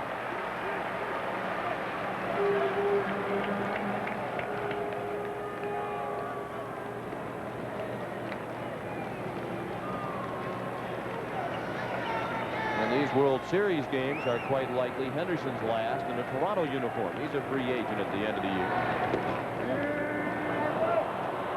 2-2 the count on Ricky. I mentioned last night, Pat Gillick, the Blue Jays general manager, has acknowledged that if he had it to do over again, he probably would not have made the trade that brought Henderson to the Blue Jays from Oakland in exchange for top pitching prospect Steve Parsay.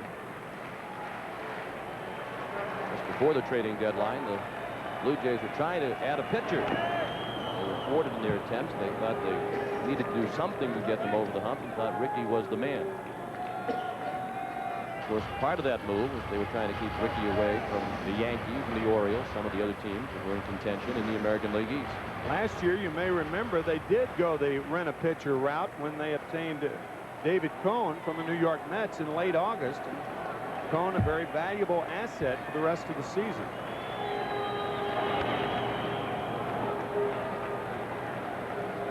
And despite his troubles with Toronto over the second half of the season, Ricky Henderson expects when he goes out in the free agent market that he will be rewarded with the contracts that will rank him among the top 10 highest paid players in the game.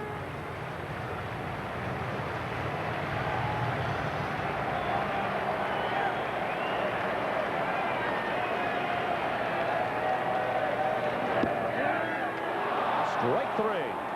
Henderson caught looking at the tantalizing off-speed pitch for the second out of the inning and third strikeout of the ball game for Mulholland. After all the fastballs, a changeup that stays inside by Mulholland.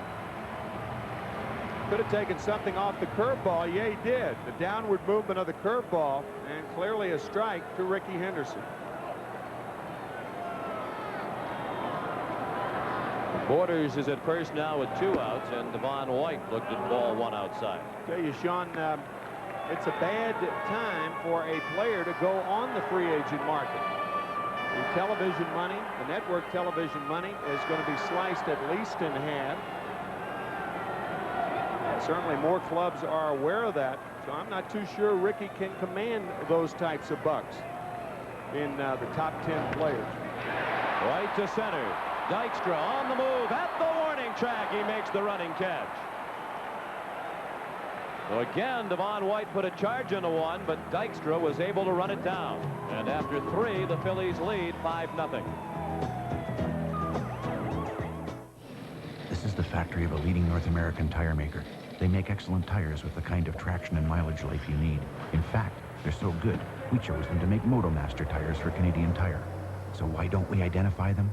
Maybe they're concerned that if you knew they also make MotoMaster tires, which come with a nationwide road hazard warranty at no additional charge and a great Canadian Tire price, everybody will buy MotoMaster tires. Maybe they're right. MotoMaster, quality automotive products for a lot less.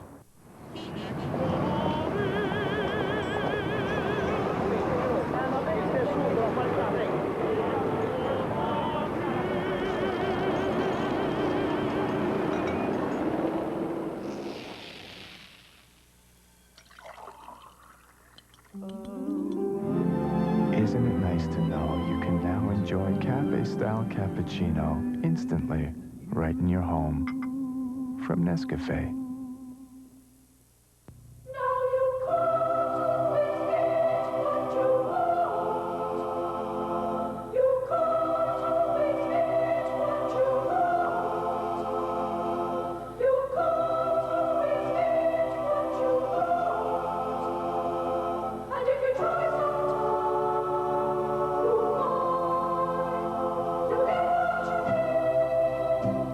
Trimark Mutual Funds. We manage to outperform.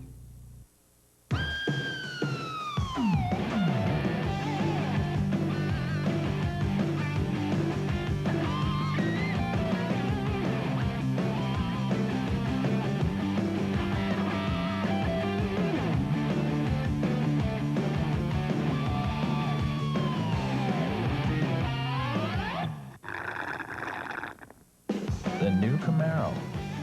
Ladies and gentlemen, let the good times roll.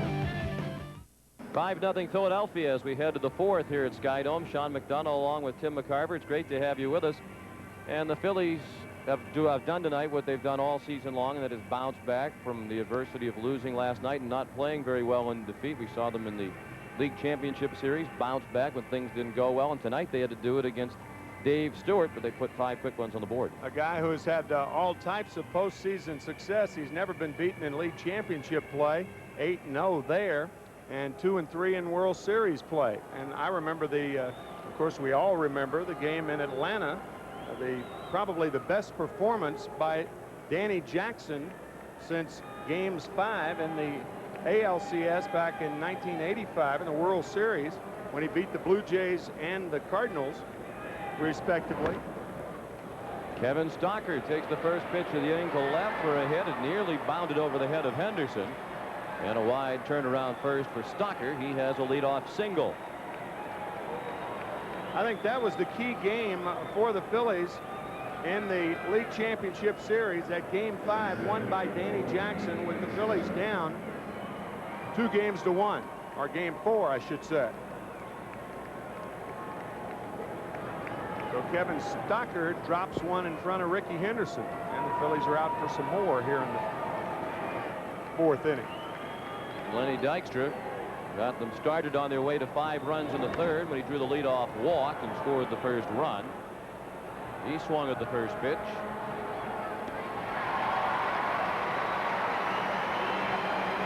One out. Stocker still at first. At the conclusion of tonight's game, Tim and I will select the Chevrolet Player of the Game. Chevrolet will donate $1,000 in the player's name to the Special Olympics.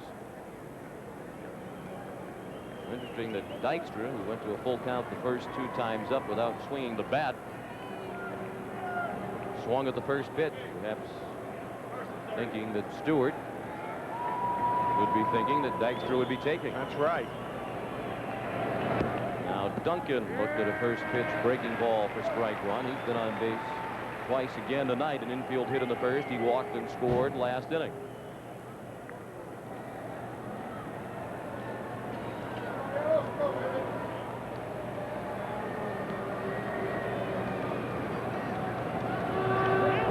Stocker runs. Duncan a swing and a miss, and he is out at second. Thrown out by Pat Borders for the 2nd out of the inning.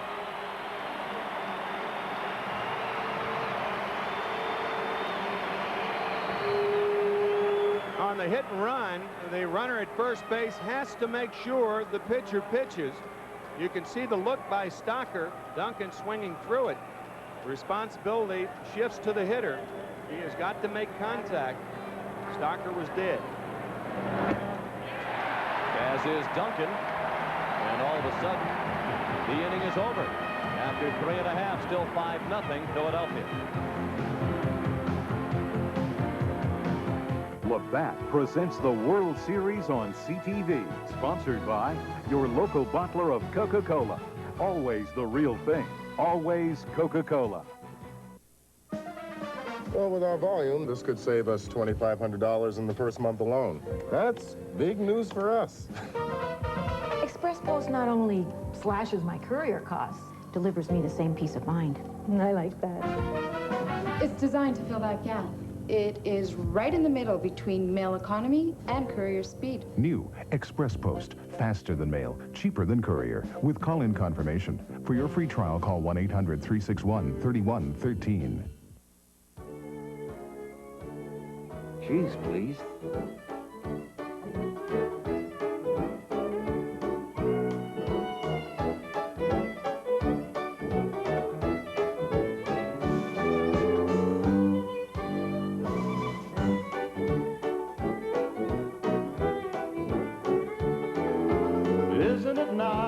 Isn't it nice to have a taste for life? Canadian cheese, please. Baseball is a great game to play. As an old friend of mine say, it's hard, but it's fair. I was not the best player in the game by far, but to be recognized is the biggest honor anybody could possibly have. Just so it's hanging there, they can see Albert William K-line. That's fine with me. I've been a card member since 1973, and I know that when I hand them American Express, everything's taken care of for you. American Express is welcomed in Cooperstown, and anywhere else the grass is green and the days are long. To some, it was a contradiction. The notion of converting the smallest amount of liquid resources into pure power. Some dabbled with it, approached it, surrounded it. But Honda made it happen. VTEC, high efficiency power. BPM from Honda. Best teammate he's ever had. We asked Paul about that. The admiration I had for Dave playing against him all the years, particularly when he was in Oakland, and then to have a chance to be his teammate throughout this season and see what he means to a club and have him direct some very complimentary things my way. I told him after we clinched the division in Milwaukee that I had cut that little clip out and put it away, and we'll keep that in a very safe place, because you know, when you get respect from people that you respect and it comes back to you like that, that means a heck of a lot. You can take that with you a long ways. First pitch of the fourth inning, a ball low to Molitor. In his first year with Toronto after 15 seasons with the Milwaukee Brewers, and he became an instant fan favorite. And were he in that election, he might win. There are national elections upcoming here in Canada. He became as popular as the player he replaced, Dave Winfield. Dave Winfield, who reached 3,000 hits this year. The 2-0 up the middle, base hit. Duncan was shading the middle, but still couldn't get to it. And Molitor has the second Toronto hit of the night. When you're way behind, it's easier to hit because the pitch that you get is going to be a more predictable pitch. The pitcher realizes that he can't walk you, so Molitor chooses a 2-0 fastball right down the pipe and rockets one back through the middle. A lot of pitchers you talk to say it's tough to pitch with a big lead because it's tough to convince yourself to pitch as though the score was close. To throw 2-1 sliders and 1-0 breaking balls and change-ups. The fans trying to help the Blue Jays climb back into this one. They're down 5-0 as they bat in the fourth inning of Game 2 of the World Series. Blue Jays won Game 1 last night, 8-5. First pitch to Carter, ball just inside. He flied to right. his first time up.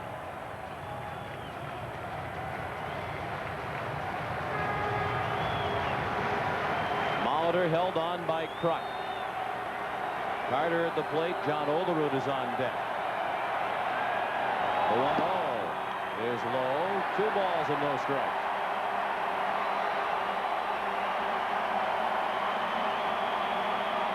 You mentioned that Paul Molitor was signed to replace Dave Winfield after Winfield departed as a free agent and went to the Minnesota Twins. That sequence of events really surprised the Blue Jays front office. They knew that they would have a big turnover in their roster because they wanted to trim the payroll and simply couldn't afford to keep many of the members of last year's World Championship team around. They really believed that Winfield was one of the players who was going to stay. They were pleasantly surprised in the other direction when Carter decided to stay. But it was only when Winfield decided to leave and go to the Twins that the Blue Jays pursued Paul Molitor, and they wooed him with a 3-year contract for $13 million. They've been repaid for their wooing. That's a lot of woo.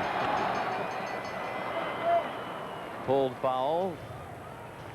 Paul said it was still a very difficult decision to make, even though the Brewers couldn't afford to match that kind of money. When you have the kind of history in a town like Molitor had in Milwaukee, that's a very difficult thing to walk away from. Paul said this trip to the World Series has reinforced the notion that he made the right decision.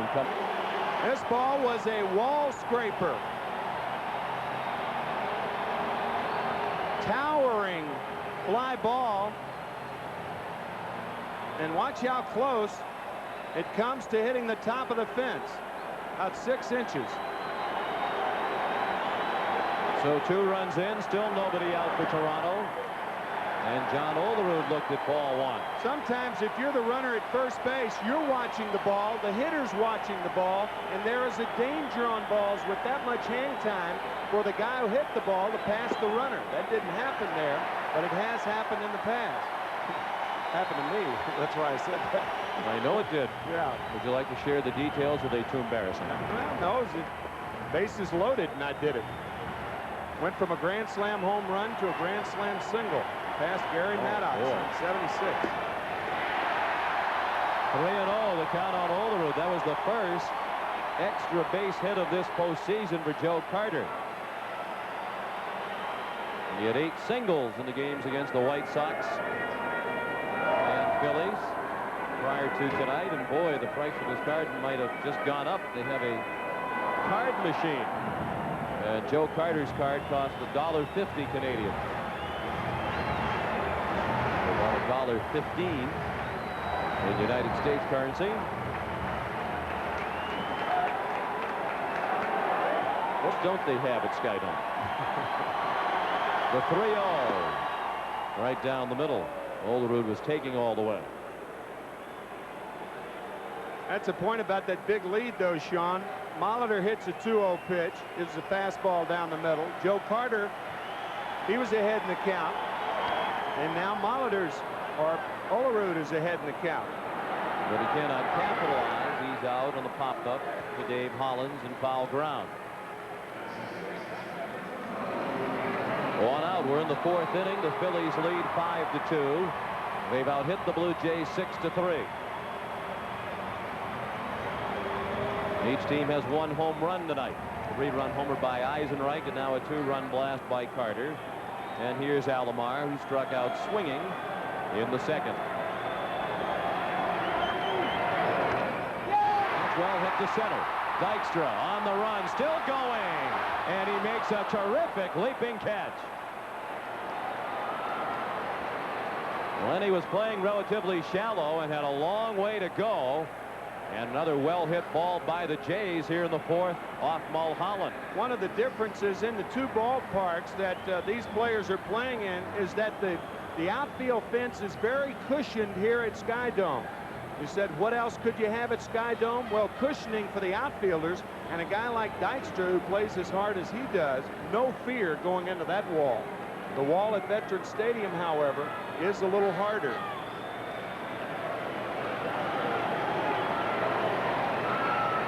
2 outs and the base is empty. Tony Fernandez, the batter. One appeal, no swings, as Mark Johnson. 1-0 on Fernandez, who was out in a fly ball to right in the second. He's still looking for his first hit of the World Series.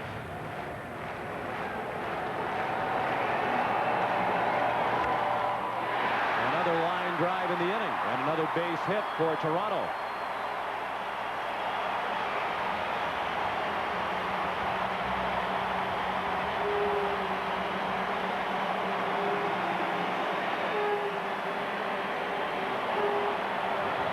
Third hit in the inning, the first by Molitor, the 2-run homer by Carter, and now a liner by Fernandez. I know what you're driving at. It took a good play by Dykstra to catch the ball hit by Alomar, so 4 of the 5 hitters this inning have hit the ball very hard.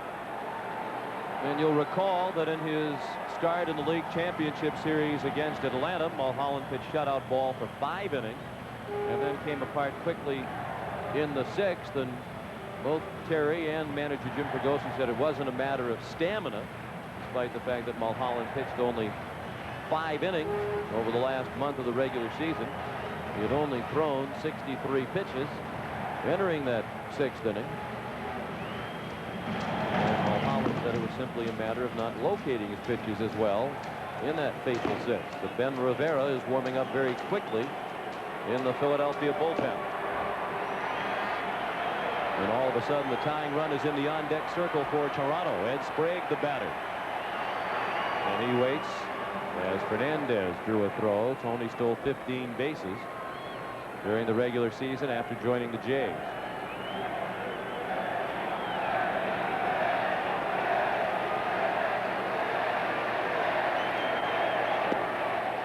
Good off-speed pitch to start Sprague with strike 1.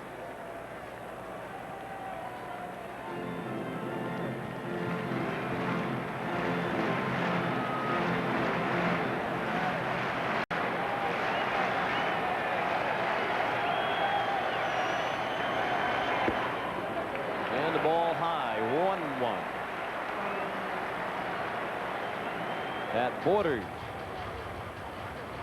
hoping to get a chance to hit here in the 4th. The Phillies lead 5-2.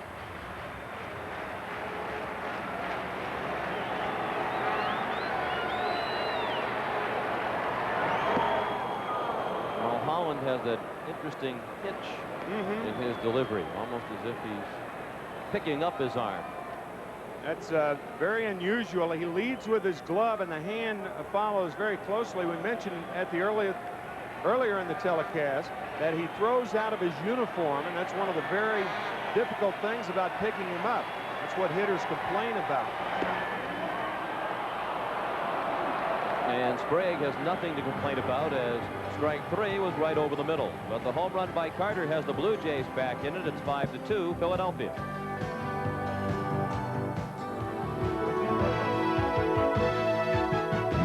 With a Coca-Cola Sports Break, here's Rod Black.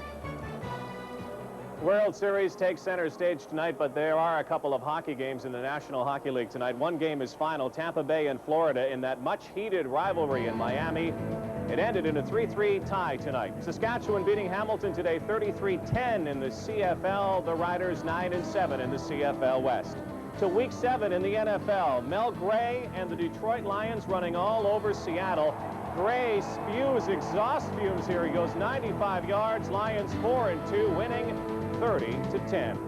Vinny Testaverde taking a few lumps in Cincinnati, but the Browns still picked up their first win in Riverfront since '87. Mark Carrier carries 15 yards for the touchdown. Browns win 28-17. The Bengals fall to 0-6 despite this pass from Jay Schrader to Carl Perkins. We're back with more in a moment.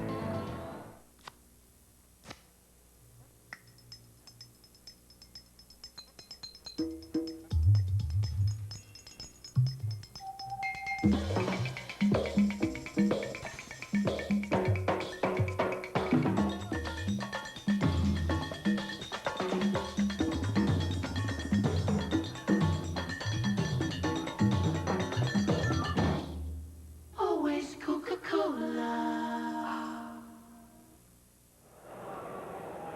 Cody Carlson out. Warren Moon off the bench, back in for the Houston Oilers today. His first benching in 10 years. He came off the bench to lead the Oilers past the Patriots 28-14. Bill Cowher and the Pittsburgh Steelers handing the New Orleans Saints their first loss of the season. Rod Woodson with a 63-yard interception return for a touchdown. He had 2 today. He has 7 on the season. The Steelers beat the Saints 37-14. We'll see you in the middle of the 8th.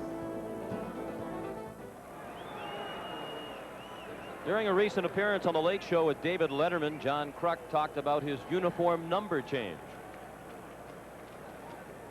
I had number 28, and we made a trade for Mitch Williams, and I saw where Ricky Henderson gave a guy $25,000 for a number. Well, I got 2 cases of beer. Yeah. So Mitch got number 28. Why did he want 29? He wanted 28. He wanted 28, I'm sorry. Because his wife had a bunch of jewelry with number 28 on it. So. Oh, that's beautiful stuff. Yeah. The big 28 earrings. A lovely touch. The best part about it is now is he got divorced. Oh. Now he wears number 99, and the 2 cases of beer are gone. Oh, that's too bad. It's a sad story. John left out the rest of that transaction. Mitch Williams also threw in a case of ring dings.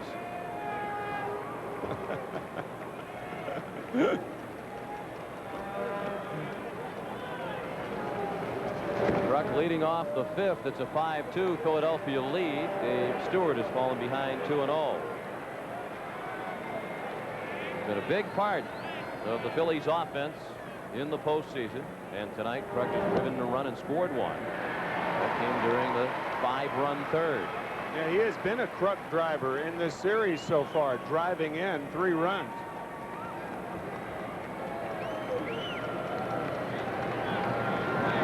Of course, if John wanted to, he could go back to the number 28 now, since there isn't a Philly currently wearing that number.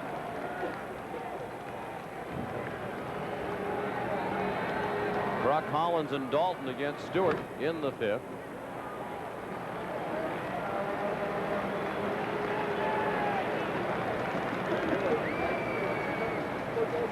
I think that was John Olerud right there. Tribute to his American League leading batting average.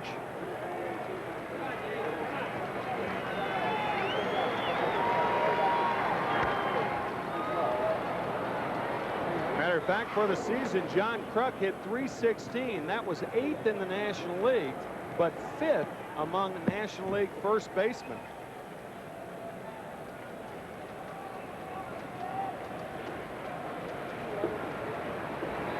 The 3-2 pitch. Fouled away.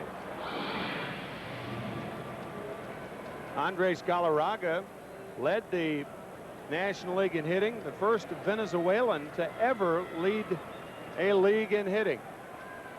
And then there was Mark Grace, Greg Jeffries, and Jeff Bagwell, all hitting ahead of John Kruk, who strikes out.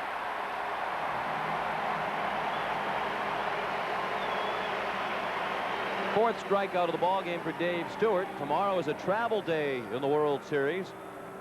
And the World Series resumes Tuesday night at the Vet in Philadelphia. Airtime here on CBS, 8 Eastern Time. The first pitch at 8:12. Pat Henkin and Danny Jackson, the Game 3 starters. That's Tuesday at 8 here on CBS. Games 3, 4, and 5 if necessary will be played at the Vet. Dave Hollins, a swing and a miss for strike 1. He singled to drive in a run in the 3rd and scored in that inning. He struck out swinging in the 1st.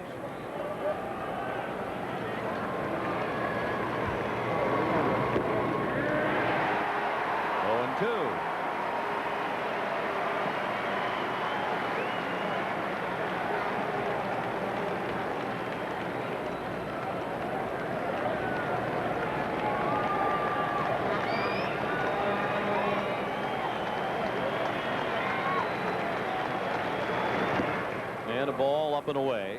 1 ball and 2 strikes on Hollins with 1 out. The bases are empty in the 5th, and the Phillies lead 5-2.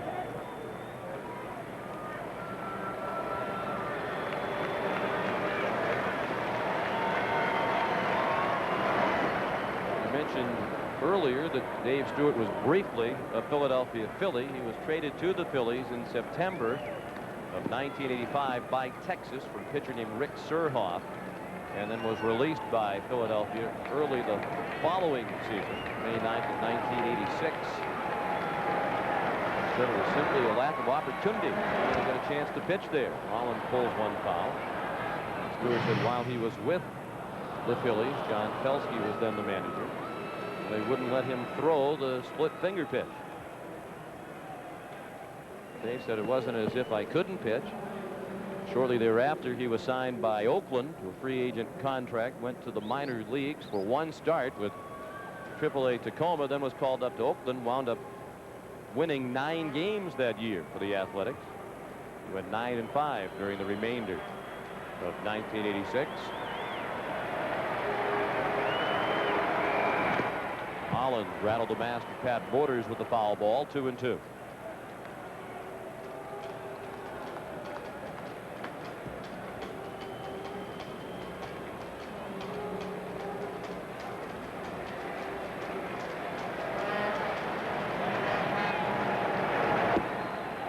Just inside, the count is full.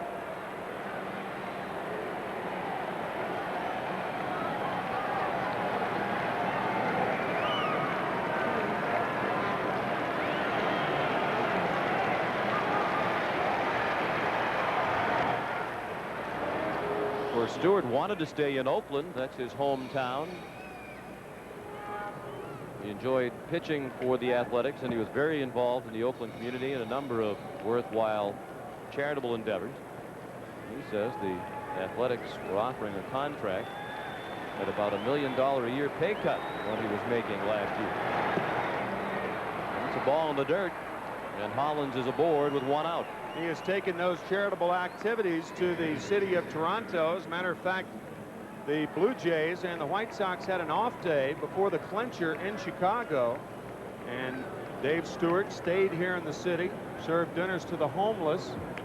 It was the Canadian version of Thanksgiving, and then Dave flew to Chicago and pitched the clincher that night and won the MVP award in the LCS.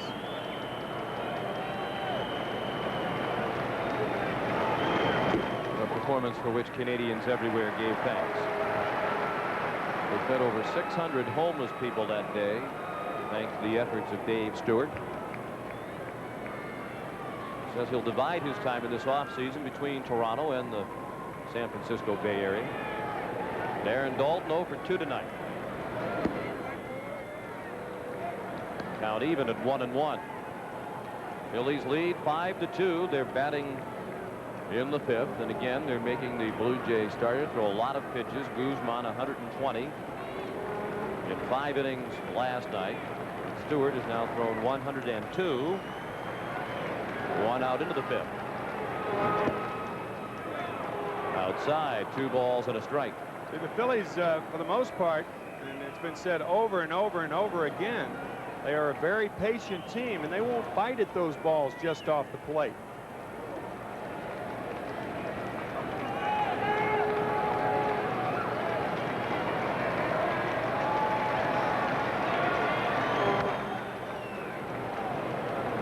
Two and two now. There is action in the Toronto bullpen. Left-hander Tony Castillo is warming up.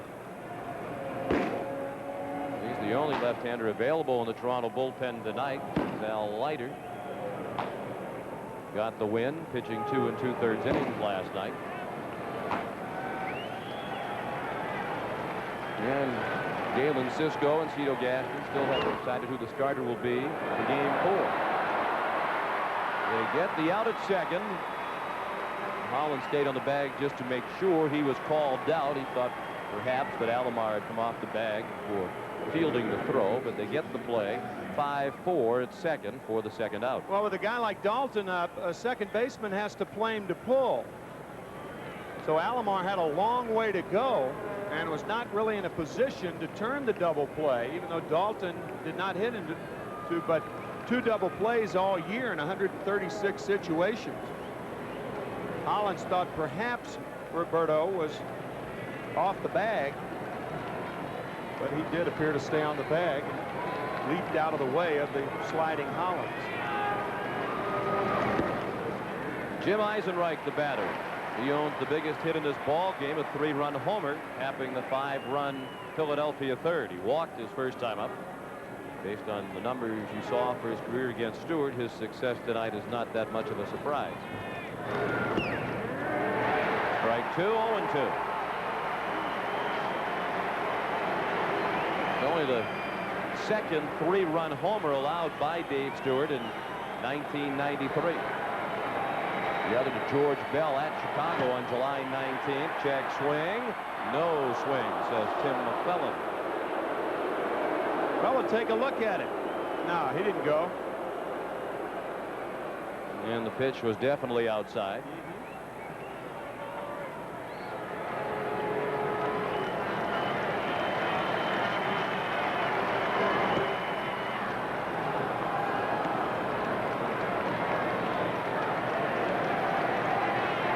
At first with 2 outs in the 5th inning.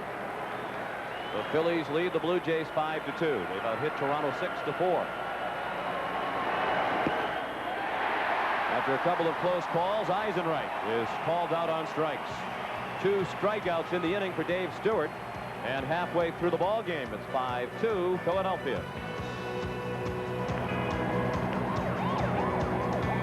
Look Back presents the World Series on CTV, sponsored by Honda, the official car of the Toronto Blue Jays for the past 17 years.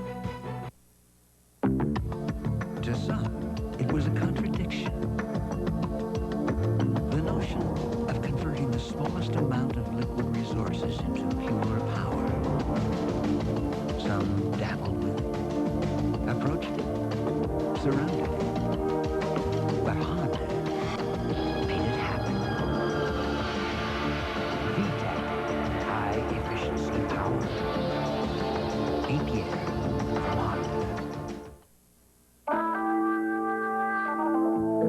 Well, the Blues, now they have this energy, this intensity. It's when the sun goes down at the Blues, they come out to play.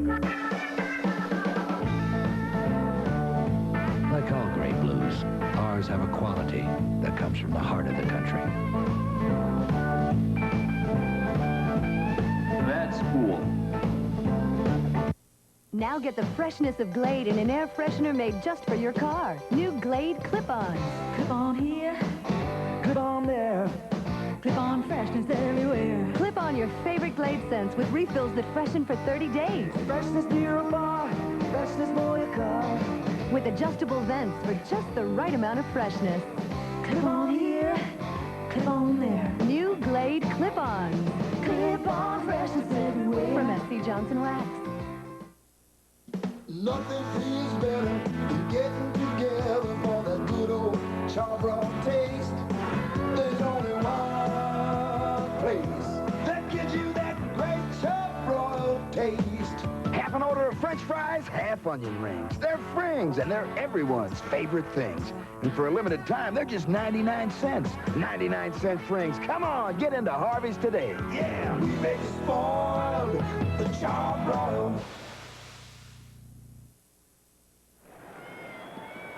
You're looking at 2-time Grammy Award winner Michael Bolton, who sang the United States national anthem before the game tonight. Popular Canadian songstress Rita McNeil performed the Canadian anthem. And halfway through the ball game, it's 5-2 in favor of Philadelphia.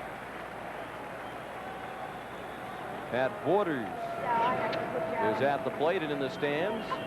His wife Kathy and their son Levi. 1-1 the count. Borders, Henderson, and White coming up against Terry Mulholland.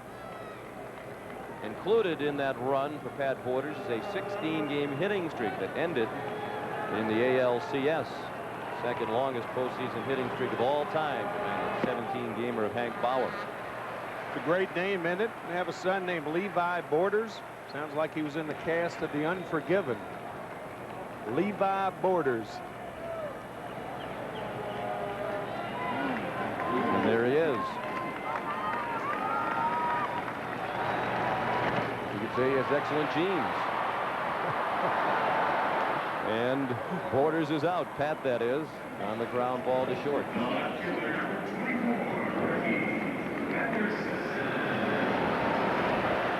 Levi, one of two children born to Kathy and Pat Borders. They have a daughter, Lindsay Ray. And Pat has the names of his children embroidered into his catcher's mitt.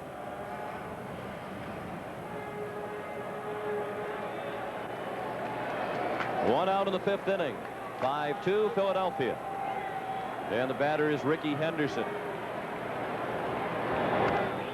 Well hit, hooking, foul. Henderson hit it as hard as you can hit a ball, but it hooked foul just short of the pole.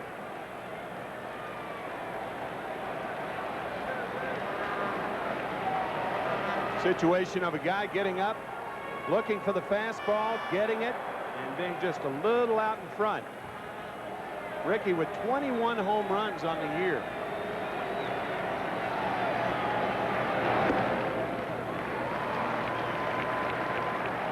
One ball and one strike.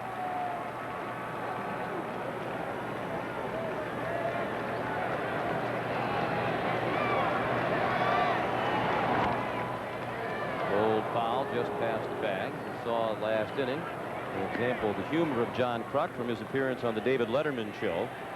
Well, Terry Mulholland's parents, Terry and Pat, drove round trip from Philadelphia down to Atlanta and back during the National League Championship Series with John Kruk's dad, Mo Kruk. And Mulholland's parents told Terry that Mo is every bit as funny as John is. It certainly helps a round trip of about 1,600 miles in a car. That car was a Cadillac that Terry Mulholland gave to his mother on Mother's Day this year. That dates all the way back to Terry's childhood. They were watching a lottery drawing on TV, which the winner received millions of dollars. And Terry said to his mother, if I ever come into a lot of money, I'm going to buy you a Cadillac. Well, as a major leaguer, he's come into a lot of money.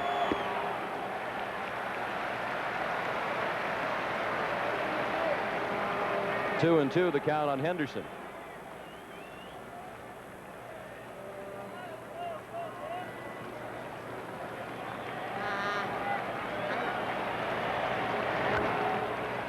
Popped up. Eisenreich in shallow right makes the catch. 2 down. I thought that old line in baseball was only home run hitters drive Cadillacs. Home run Maybe hitters and pitchers Mrs. too. Mulholland. Yeah, right.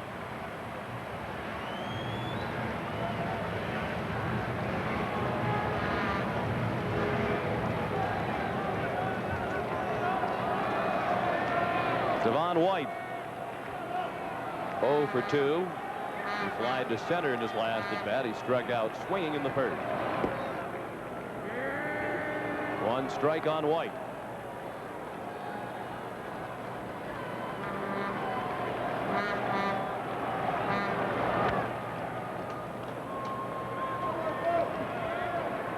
Jack Morris, not a part of the Blue Jays postseason roster this year due to arm trouble, and in all likelihood he will not be a part of their roster next year.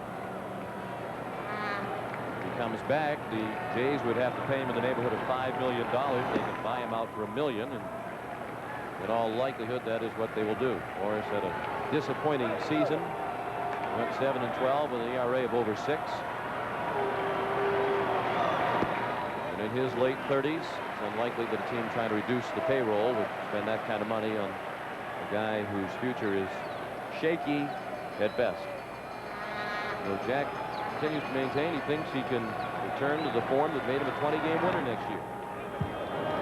He missed the ALCS. As a matter of fact, he didn't even suit up. He was driving to his ranch in Montana and was telling a newsman in an article about how difficult it was to be driving to his ranch in Montana and listening to his team playing in the American League Championship Series.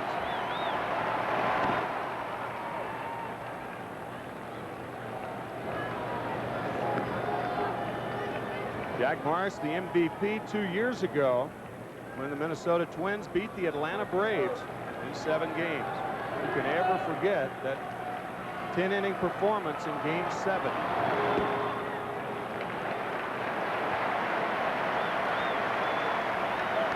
White has battled his way to a full count.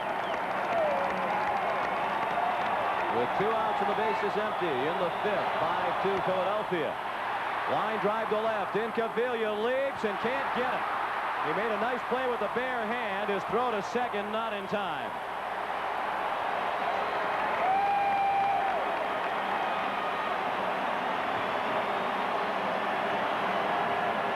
Surprised that the wall survived that collision with Pete Incaviglia. He went hard into the left field fence.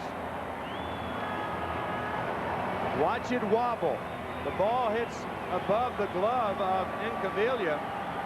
He barehands it nicely, but White with an easy double. That ball was a tracer to left field.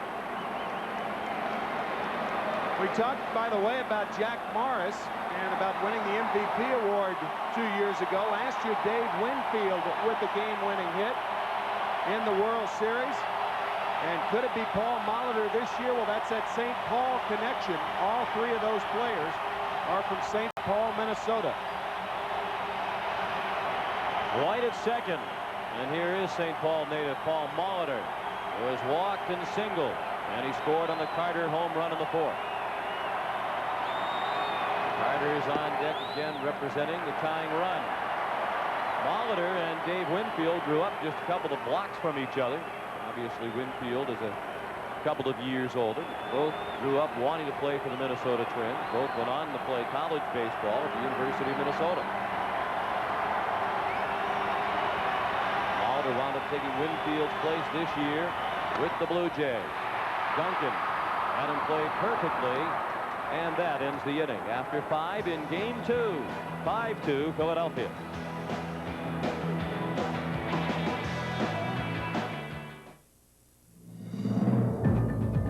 This is CTV. Join us for the glorious celebration of the Olympic Winter Games.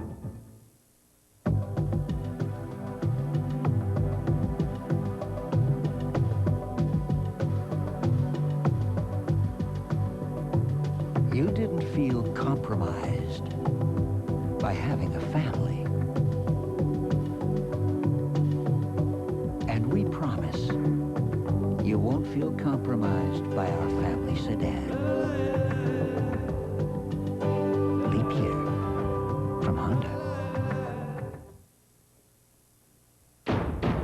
Discover the SO Tiger.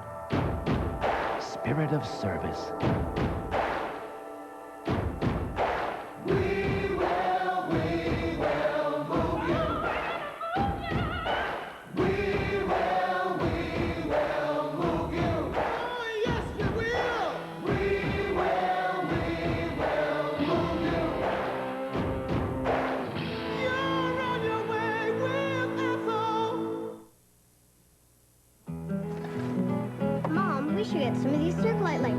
An average life of 10,000 hours. They save energy and help conserve natural resources. Megan, how do you know all this? Oh, Robert told me. When Mom buys our Halloween stuff here, we get free Marty glow-in-the-dark safety stickers so people can see us. No one will see me because I'm going to be the Invisible Man. Of course you are, Robert. Your lowest price is a Kmart price. There are 850,000 small businesses in Canada. If every one of them hired only one person, unemployment would drop below 6%. To help these businesses grow, we're going to increase access to capital through small business loans, venture capital pools, and tax incentive programs. Because when these businesses have access to capital, they will expand and hire new people. Surely an emphasis on small business is a better answer than make work projects for Canada's unemployed. Labatt presents the World Series on CTV, sponsored by Honda, the official car of the Toronto Blue Jays for the past 17 years.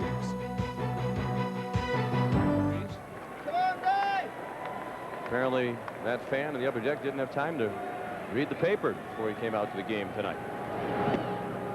Pete Incaviglia checked his swing and looked at strike one.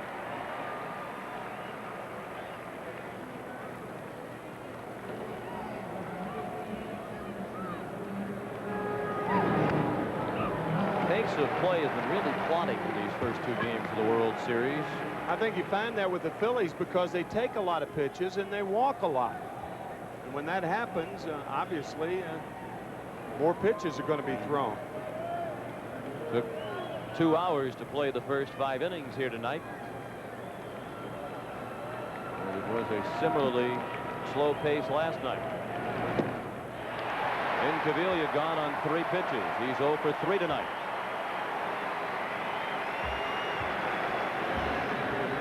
Five strikeouts now for Dave Stewart.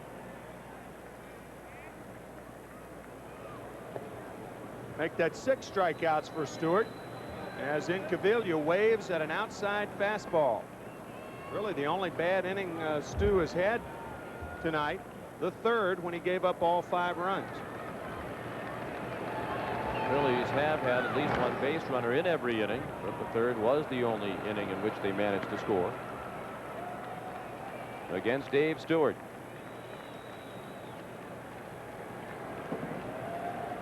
Who's working to Ricky Jordan. Fouled the first pitch away for strike 1. Jordan singled to left in the second, bounced to third in the third.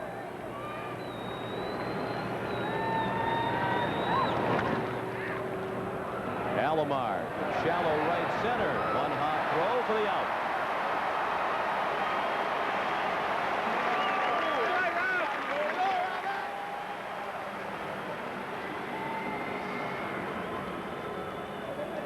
He is just remarkable with that range of his, backing up on the ball and a design throw to first base, a bounced throw that gets a guy who can run fairly well pretty easily.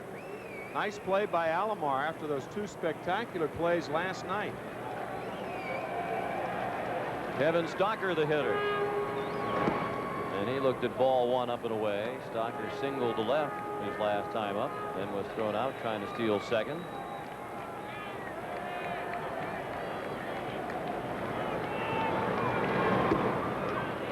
Ball 2, 2-0. You've heard of playing baseball in your own backyard. For Alomar, it's almost true. He lives here at the Sky Dome Hotel and has since his trade from San Diego.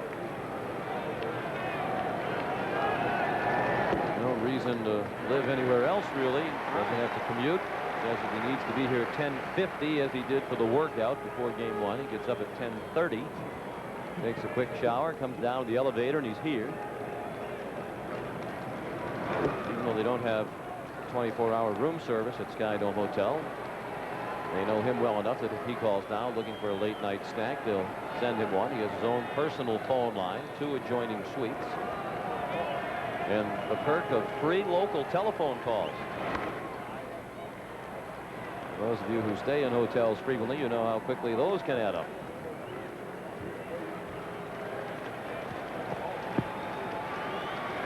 Full count on Stocker. 2 outs and the base is empty. Top of the 6th. 5-2 Philadelphia.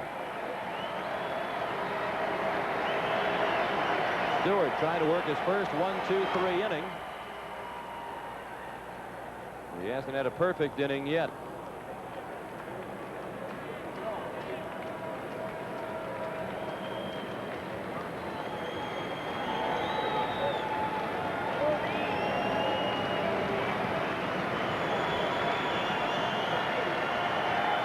Another 3-2 to Stocker when he fought it off. If the Blue Jays come back to win tonight, they will have accomplished something that they did not do during the regular season. The Blue Jays did not come back from a 5-run deficit to win a game this year.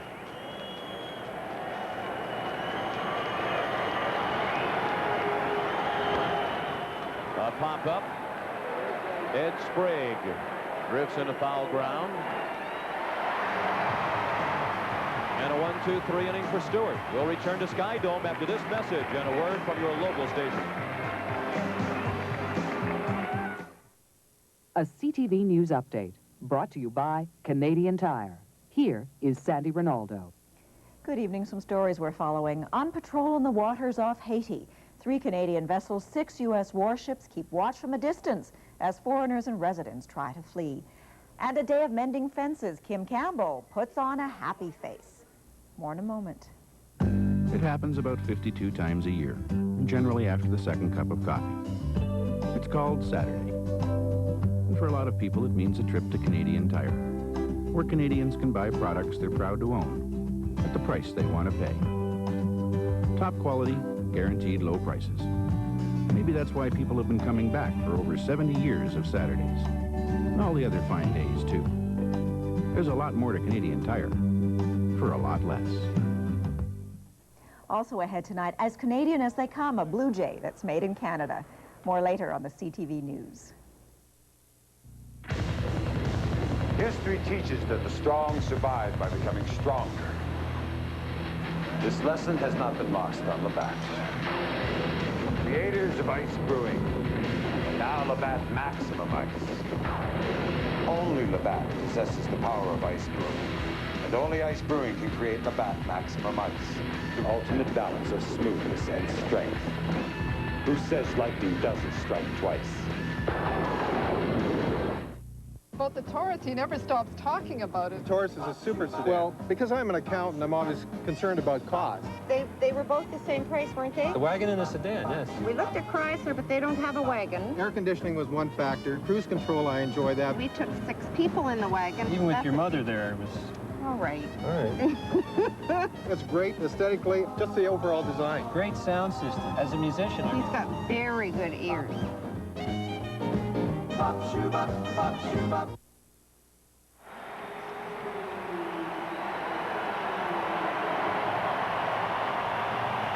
We're heading to the bottom of the 6th here at Skydome. The Phillies lead 5-2. Sean McDonough with Tim McCarver. Dave Stewart has his legs back under him after that rocky inning in which he allowed the 5 runs.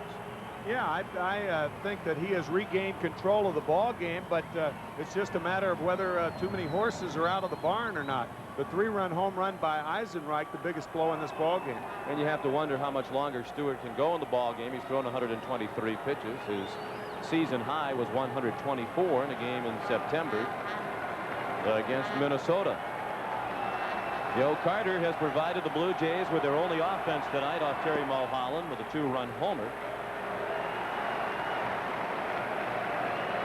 That was in the 4th. Towering fly ball that scraped the backside of the left field fence. To right center.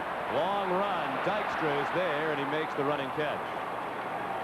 Of course, a key play in last night's game was the miscommunication between Dykstra and Milt Thompson, with then the left fielder. Play that resulted in a 3-base error on Milt Thompson. And it was, they said, a matter of simply not hearing each other. Ball hit by Devon White to lead off the 3rd inning. And the ball tailing back to Thompson and going away from Dykstra. And the error was given to Milt Thompson. Now, the one thing about that pitch count, Sean, I don't think you can be a slave to a pitch count. I think if Dave Stewart says he's still throwing the ball well, then Cito Gaston will probably allow him to go out in the 7th inning. No one is warming up for the Blue Jays. And I would imagine that Dave will be out there, especially the way he has pitched since that 5-run inning. 1-1 the count on John Olerud.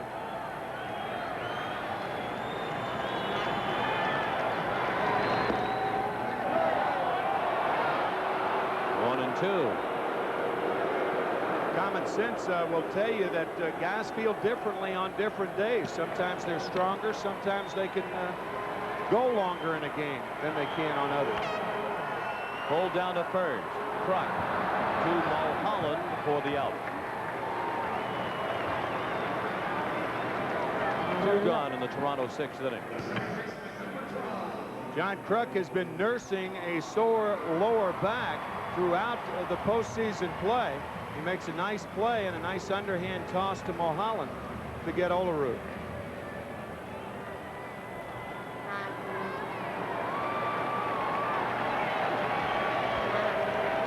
Now Roberto Alomar. Alomar and Kruk played together in the San Diego organization. Kruk was the first baseman for 1 year with Alomar by his side at second base. Kruk says he used to play right on the first base line because he knew Roberto would cover the rest of the ground between first and second. That was a grass field, and now on the artificial surface, I think his range is about 5 feet farther to his left and right. Good pitch on the outside corner. Alomar in the hole, 1-2.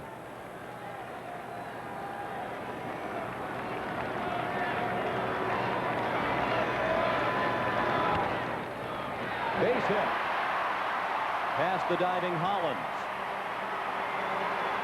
So again, the Jays have a 2-out base runner.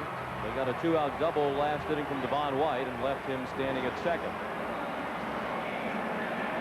Alomar kind of one-hands this slider away from him, and he takes that wide turn at first base, giving himself every opportunity to go to second, and then Cavilla bobbles the ball.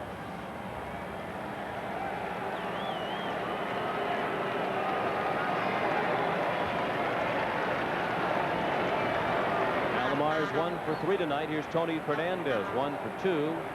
He singled to left his last time up. The hits are even now at 6 apiece. The Phillies lead 5-2 in the 6th.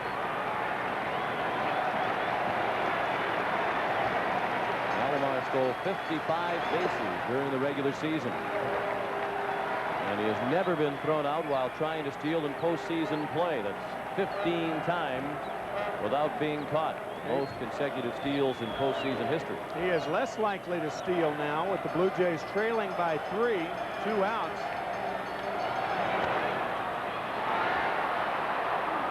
That's one of the things that has changed in baseball. About 25 years ago, it used to be that nobody would run if you're down by 2 or more runs in the middle to late innings. But that has changed for the better. Why take away one of your best weapons? And certainly Alomar going in that situation, an indication of that. That's also why John Kruk continues to hold him on and why Roger Mason is up and throwing for the Phillies.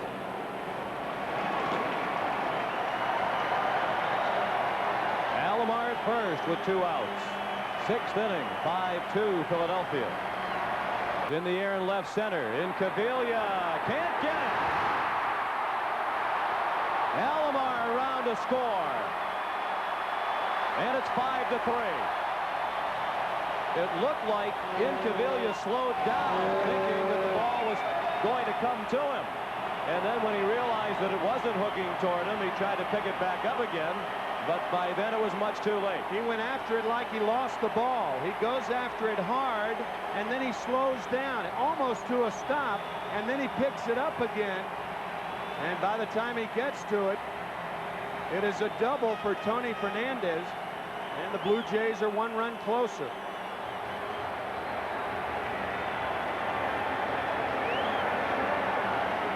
The 2-out single by Alomar, and then an RBI double by Fernandez.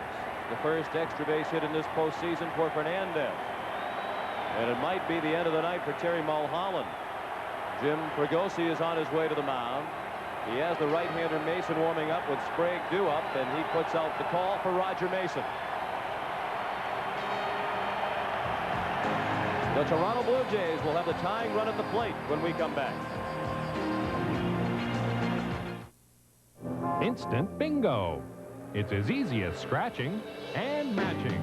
4 cards on 1 ticket, and you can win on all 4, which is nice because happiness is gambling bingo. Anytime, any place. The Keg creates a classic steak dinner. Top sirloin, grilled the Keg way, over hot, burning mesquite, to seal in all its natural flavor and tenderness. Add a baked potato, crispy onion strings, and sautéed mushrooms. A generous Caesar salad, great service, that relaxed Keg feeling, all included. See you tonight. We'll ask these 2 experts to trade places to see which is easier, baking a cake out of a box or using the IBM PS1 personal computer, also right out of a box. High tech, huh? Ah, it's working.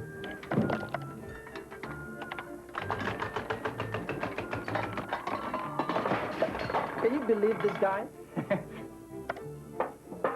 do you like the PS1? Piece of cake. Good. You didn't choose your face.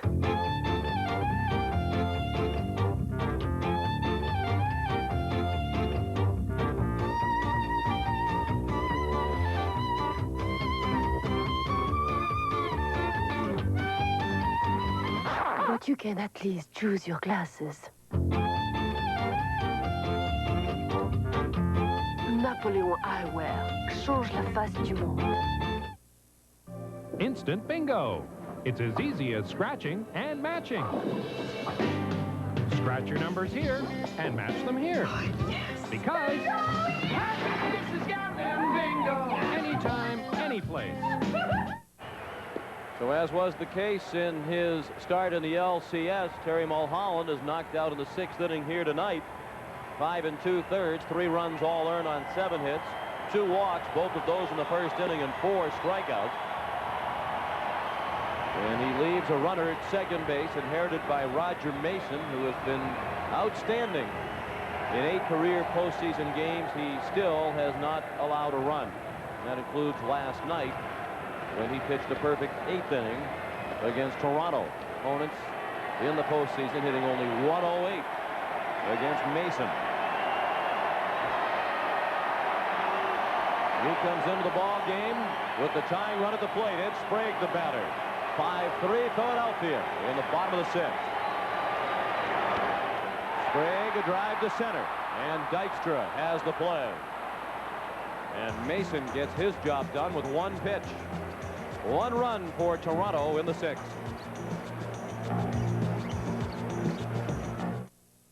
Up on the roof, when this whole world starts getting me down, and people are just too much for me to face, I climb way up to the top of the stairs, and all my cares just drift right into space. I get away from the hustling crowd and all that rat race noise down in the street. On the roof, the only place I know. Fly New Club World, and your mind goes free. So let's go up on the roof. New Club World, being introduced throughout this year. Stupid. Why, you little... Of all the... Stop into Speedy Muffler King right now and pay no PST or GST on brakes. Installed and guaranteed by our licensed professionals. For tax-free brake work, stop at Speedy. Have a nice day. You'll never get a better brake. Guaranteed. Which minivan boasts more passenger and cargo room than either Voyager or Caravan? Let's go, guys. And guess which vehicle proved perfect for helping Coach Jim York keep his Hinton Hawks in a league of their own? Where's the one place you can find Aerosport at 3.9% financing and a complete line of minivans? At your Ontario Ford and Mercury dealers. And right now, Aerosport 3.9% financing.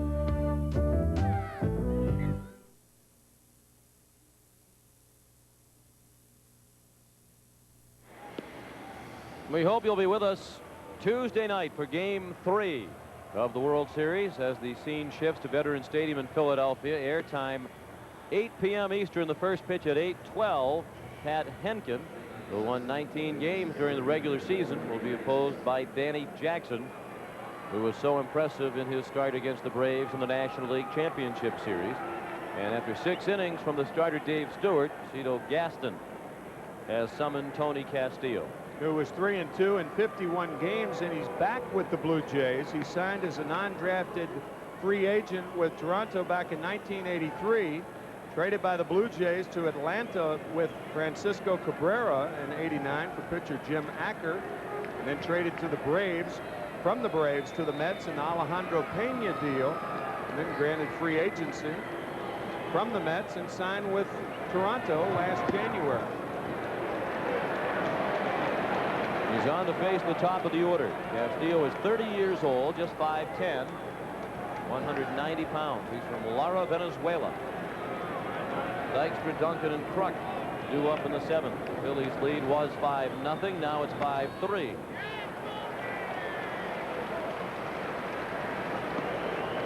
Lenny Dykstra can beat you with the bat. Seen that. And he can also beat you with the glove. Catch you off the bat of Roberto Alomar in the 4th. Constant motion is Lenny Dykstra.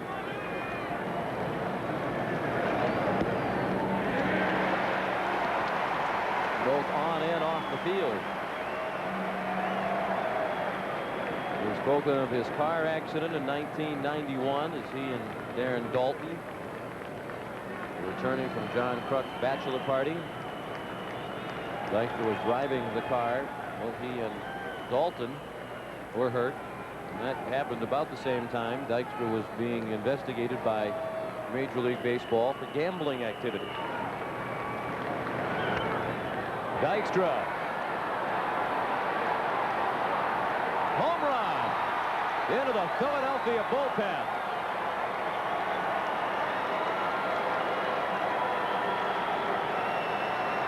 A rude greeting for Tony Castillo, provided by Lenny Dykstra. And it's 6-3 Philadelphia. And on a 1-2 count, Dykstra gets a fastball right down the pipe. He really smokes this ball.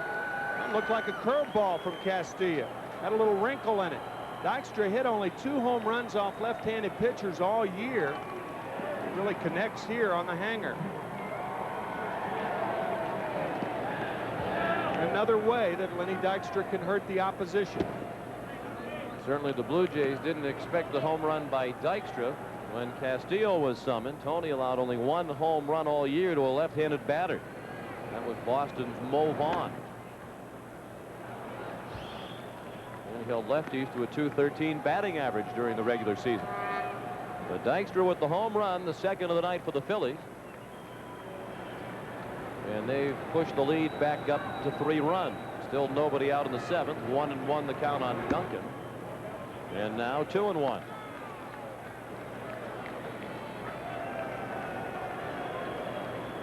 Last time she was out. And there's Mrs. Mariano Duncan, Julia, and their son Mariano. And that's well hit to right. But Carter has a play, 1 out. Duncan himself is from a large family. He's one of 11 children, 7 brothers and 3 sisters.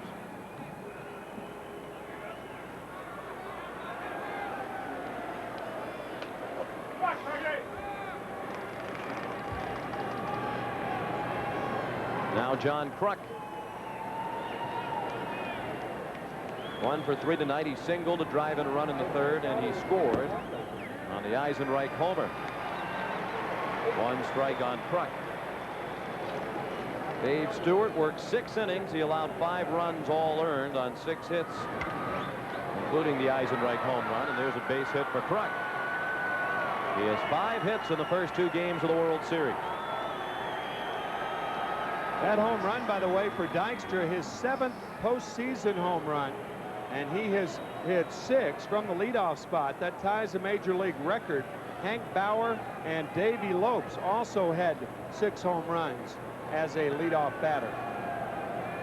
The only time he hit a home run when he wasn't leading off in the 1986 playoffs, when he won a game with a 2-run homer off Dave Smith of Houston. He was a pinch hitter in that game. Dave Holland swings around to bat from the right side, his stronger side. And after ball 1, pitching coach Galen Cisco trots to the mound. Finished the line on Dave Stewart. He walked 4, struck out 6 through 123 pitches while he was out there. And will pick up a rare postseason loss unless the Blue Jays can come back.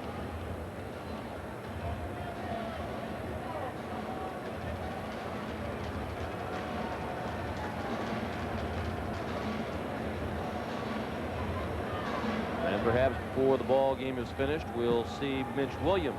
If the situation remains as it is now, he'll certainly be on later on.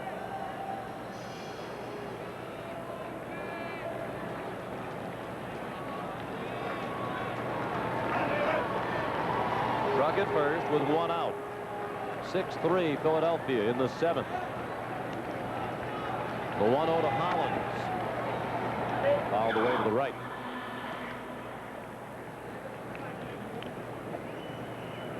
Dave signaled a drive and a run back in the 3rd, and he scored on the Eisenreich homer, and he walked in the 5th.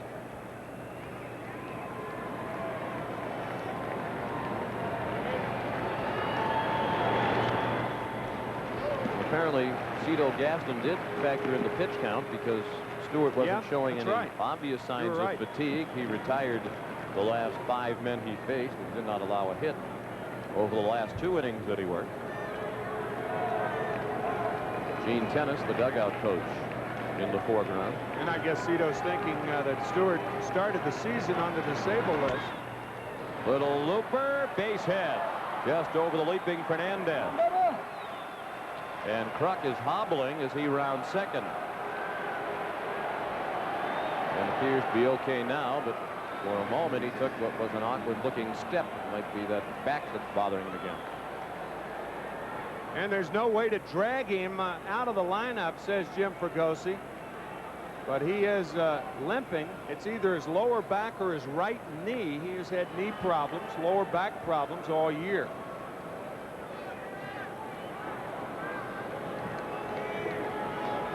So Castillo has not fooled anybody to this point. He's only recorded 1 out, and that was on the line drive to right by Duncan. Darren Dalton looked at the ball low. There is action in the Toronto bullpen. Mark Eichhorn is warming up.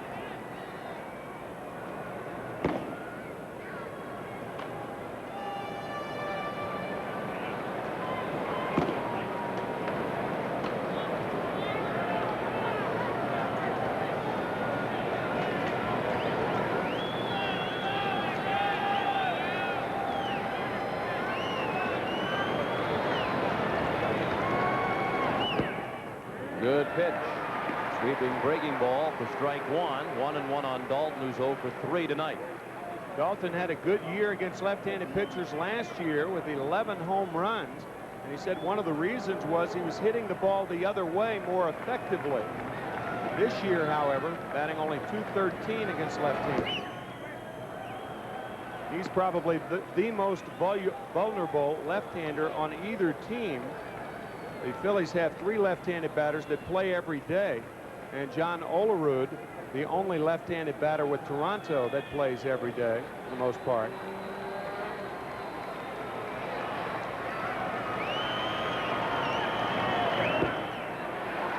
Two and two. Dalton has only 1 hit in 11 at-bats in the postseason against lefties. This ball out of the strike zone. Dalton normally does not swing at balls. You can see how he brought the bat in, really forcing the bat through the strike zone on that pitch down and in. Chopped slowly to second. Tough play for Alomar, and he made it look easy.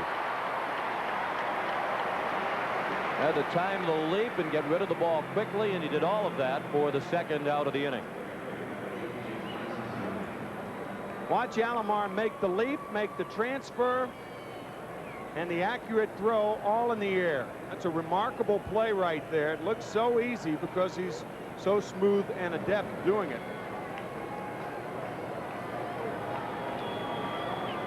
Big spot in the game right here. 2 more big runners standing in scoring position.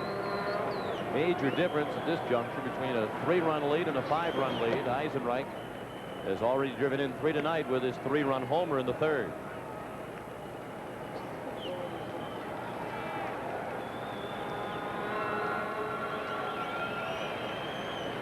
Kruk the runner at 3rd, Hollins at 2nd with 2 outs. 1 run in here in the 7th on the Dykstra homer. Eisenreich to center. White sprinting back, and he makes the running catch. The Phillies have stranded 6 tonight. And at the 7th inning stretch, they lead 6-3. Labatt presents the World Series on CTV. Sponsored by Bell Canada. Dear Gene, I'm Mike Moore, owner of Premier Envelope. Remember? You helped us set up our new 800 entry service. I'm just writing to tell you, our 800 entry service now accounts for 40% of our business. Our customers love it because they know it's toll-free. Now, for just $8 a month plus usage, you can have Bell 800 entry service without a service charge. 2 million envelopes and I can't find a stamp.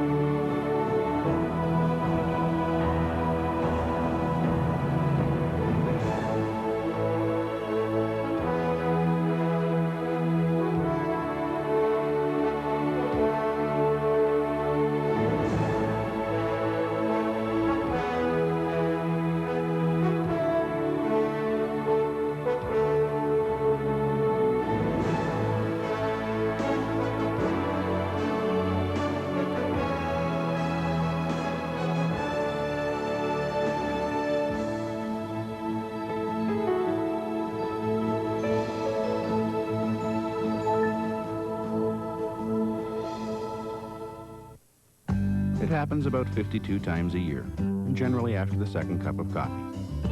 It's called Saturday. And for a lot of people, it means a trip to Canadian Tire, where Canadians can buy products they're proud to own at the price they want to pay. Top quality, guaranteed low prices. Maybe that's why people have been coming back for over 70 years of Saturdays, and all the other fine days, too. There's a lot more to Canadian Tire for a lot less. The Phillies lead now 6-3, courtesy of the home run in the top of the 7th by Lenny Dykstra. Jim Fregosi calls him a red light player. When the spotlight is on, when the red light of the cameras is pointing at him, he delivers, much like the man known as Mr. October. And in fact, Lenny Dykstra has more home runs per at bat in postseason play than Pelé. Sounded like Joe Namath for a minute. Then Reggie Jackson, and the all-time record holder in that area, Babe Ruth.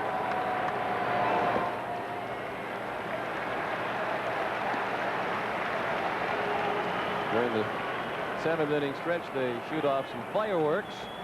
And even though Sky Dome is a smoke-free facility, that applies only to fans, not the fireworks. That was just a little Pelé on words. A little Pelé on words. You were getting ready for the World Cup next year in '94. Famous soccer player, Joe Pelé.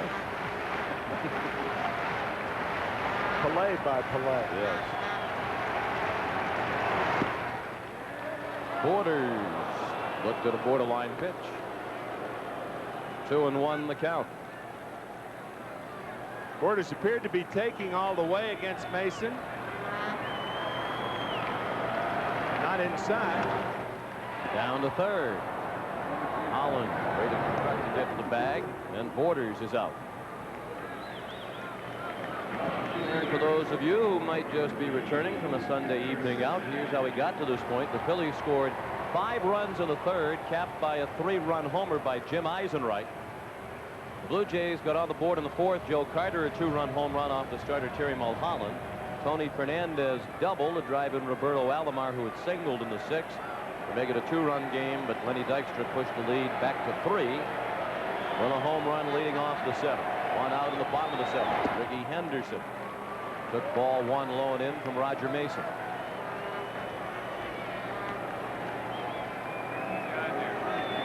Well, we've heard of cone heads, and what would you call that? Henderson looked at a strike. Ricky thought it was low. Guess that would be a J head.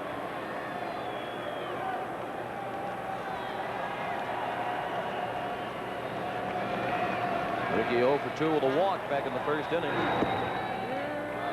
1-2. John Kruk, during his appearance on the David Letterman show, talked about Ricky Henderson's number change. And at the time that he got number 24, which had been worn previously by Turner Ward, there were stories that Ricky paid Turner Ward $25,000 to get the number, but that rumor was put to rest later. Ricky actually bought Turner Ward a pair of cowboy boots to get Ward to switch numbers with Ricky. When he first arrived here in Toronto, he was wearing number 14.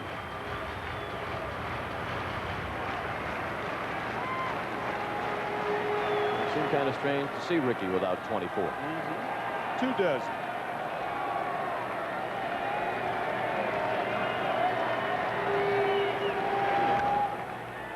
Out of play and right. Juan Guzman, who was the starter last night, he probably will not be the starter in Game 4 because of those 120 pitches. Cito Gaston said he didn't want to rush Guzman back, given that he was extended over the 5 innings.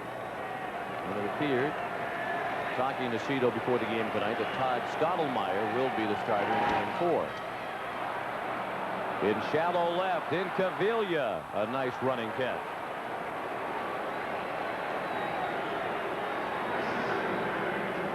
Minky's still in there in the 7th, but would you expect if the Blue Jays come up in the 8th and the Phillies still have the lead, we might see Milt Thompson out there? And Cavilla leads off the 8th inning, and I think that's why he's in there for defense here in the 7th.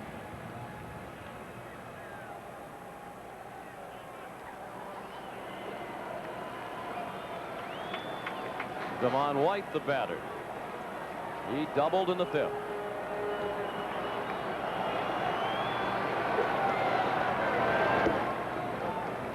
Mason missed outside. 1-0 on White. I think if Cito Gaston does start Todd Stottlemyre in Game 4, he'll have Al Leiter backed up right behind him. And the Phillies will have their left-handed hitting lineup probably. Jim Eisenreich, Milt Thompson possibly. And then if Leiter can come in and do the job that he did last night, it would give the Blue Jays a better chance.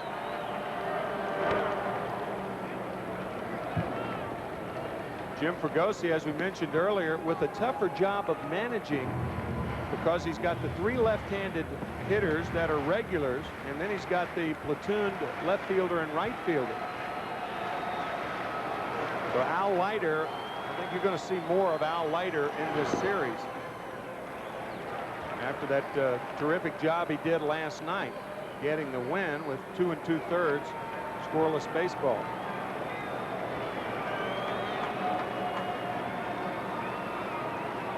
And Mason has now pitched 2 perfect innings in this World Series, a perfect inning last night.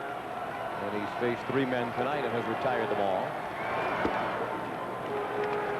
Full count on White. With 2 outs and the base is empty in the 7th. 6-3 Philadelphia.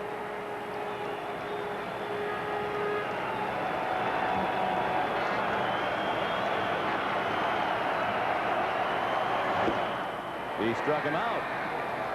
First strikeout for Mason. It ends the inning.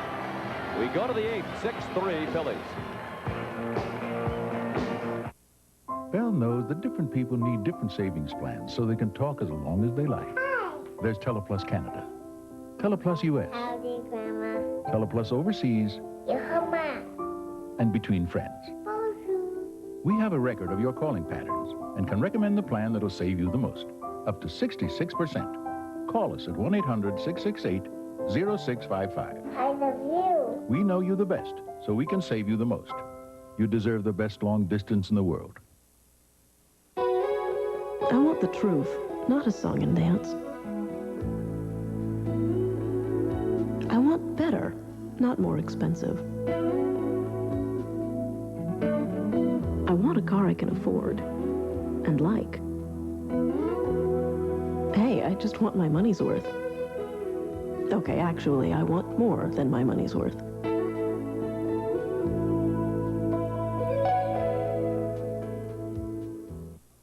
So you're an insurance broker? Right. And because you're not an employee of just one insurance company, you can show me the big picture, like an advisor. Mm-hmm. So who do you work for? You. Your insurance broker understands. The Esso Tiger Teeth talks quality.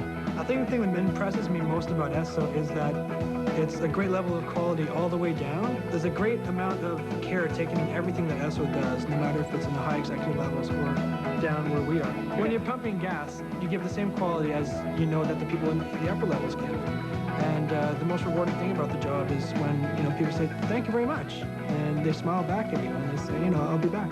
You're on your way with Esso. Labatt presents the World Series on CTV, sponsored by Bell Canada.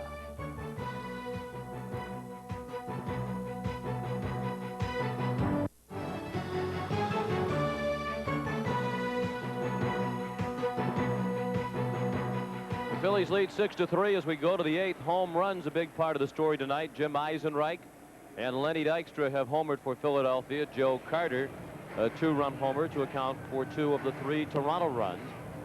And as we go to the 8th, with the bottom third of the order due up for Philadelphia, there's a new pitcher on the mound for Toronto, and those keeping score in the stands will make note of that as Mark Eichhorn toes the rubber. In relief of Tony Castillo, and about the same type of job for Eichhorn as Cito Gaston has required out of Castillo. Castillo with 51 games this year, Eichhorn with 54, Castillo 3-2, Eichhorn 3-1. Pete Incaviglia leads off. Foul ball past third. Incaviglia 0 for 3 tonight. He has struck out his last 2 times up. Ricky Jordan scheduled to follow, and then Kevin Stockton.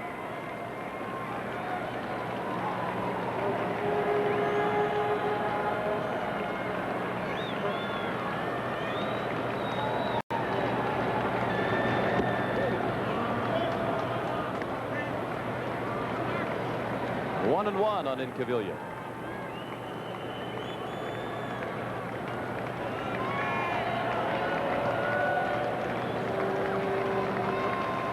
Mark Eichhorn, 32-year-old right-hander.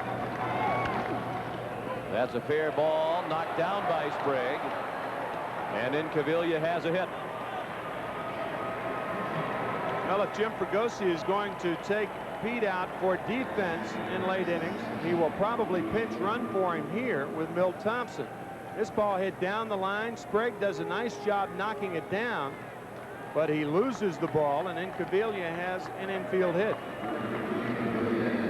And Thompson does come in to run for Incaviglia, who has his first hit ever in World Series competition. And the Phillies have 10 hits tonight. Thompson, the pinch runner at first with nobody out. And Ricky Jordan is the hitter.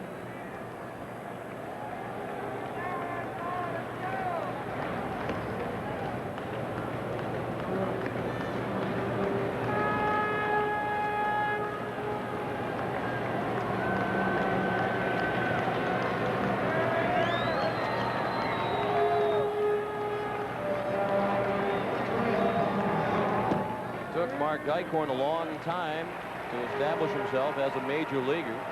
He started in professional baseball in the minors with the Blue Jays in 1979 and didn't establish himself as a big league pitcher until 1986. He nearly packed it in. He was in the minors. He threw straight over the top with only marginally good results. And he was on his way out.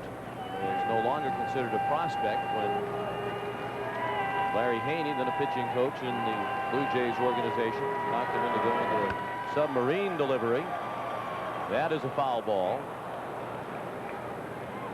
There was a time when Eichhorn was really a frisbee thrower. He dropped way down.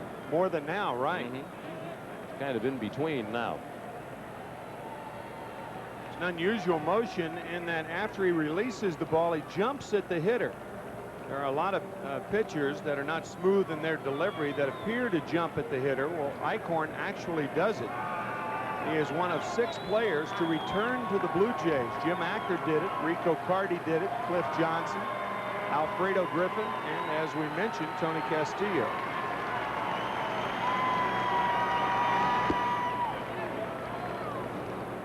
Tony Fernandez being the 7th should add to that list. 1-2 on Jordan. We're in the 8th inning. The Phillies try to even the World Series at 1 win apiece, lead 6-3. And they have Thompson at first with nobody out.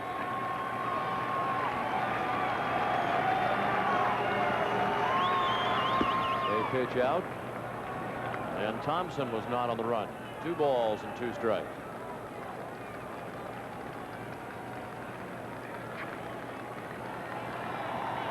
Mark Eichhorn is a native of San Jose, California. Jordan is from Northern California, from Sacramento.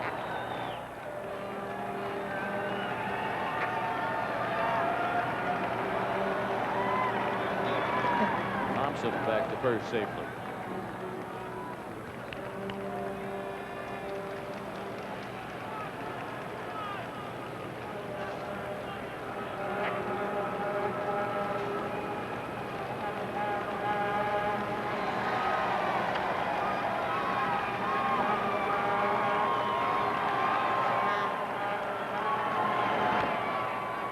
Was running on the 2-2 pitch, and Jordan fouled it at home plate.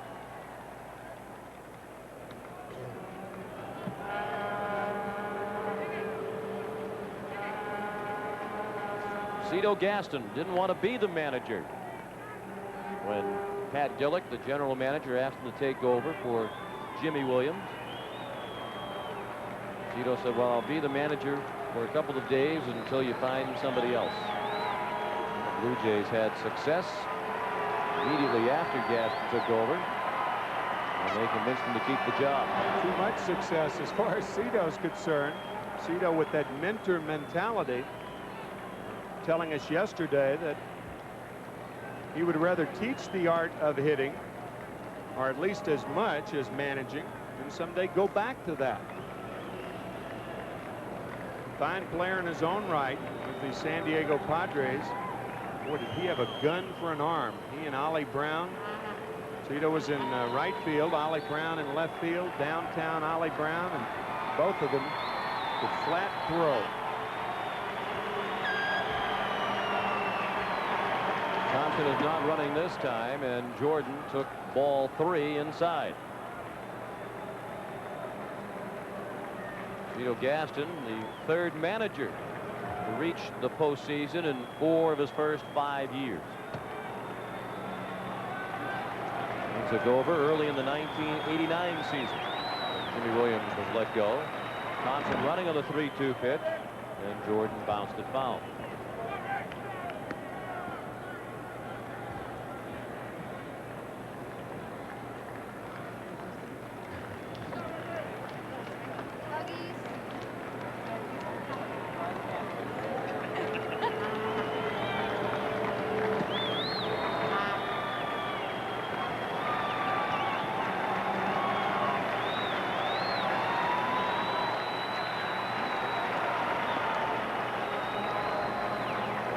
Runner at first has to make sure the pitcher pitches. You're not going to steal the base.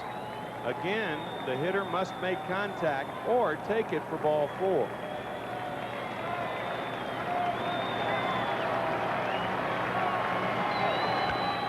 Bounding ball down to 3rd. Sprague took a look at 2nd. Thompson was running, and Sprague didn't have a play there. He went to 1st for the first out. The runner at 2nd with 1 out in the 8th. 6-3 Philadelphia. Game 3 Tuesday night. We're on the air at 8 Eastern time. First pitch at 8:12. And the Blue Jays and Joe Carter will face another left-handed starter, and Danny Jackson. He'll go against Pat Henkin. Henkin had an excellent regular season, but struggled a little bit down the stretch and didn't have a particularly good time of it against the White Sox in the ALCS. Kevin Stocker, the batter, he's 1 for 3. He singled to left in the 4th.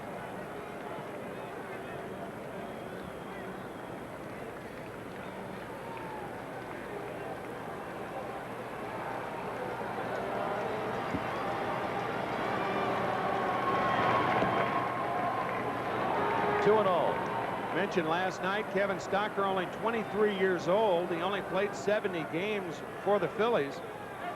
Only one shortstop with less experience at the major league level to play in postseason play. That was Joe Sewell back in 1920.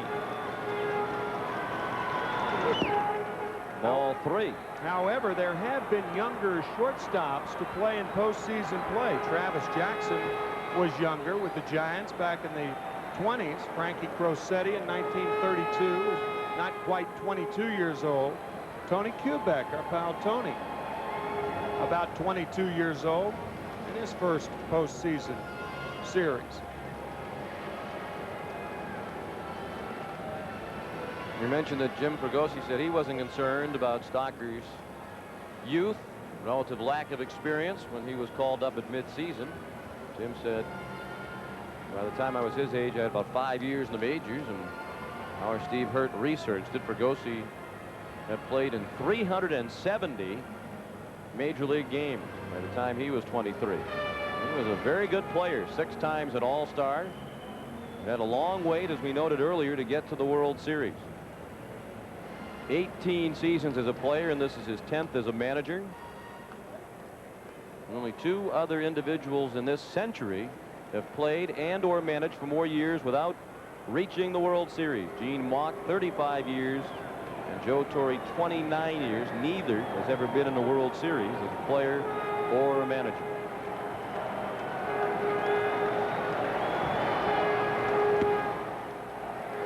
Stocker was taking all the way on 3-0, 3 balls and a strike. Mike Timlin, hard-throwing right-hander, is getting loose in the Toronto pen.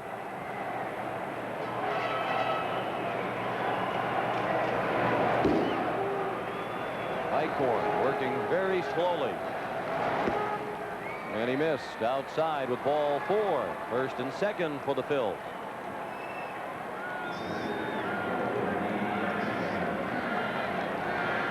And the top of the order comes around again.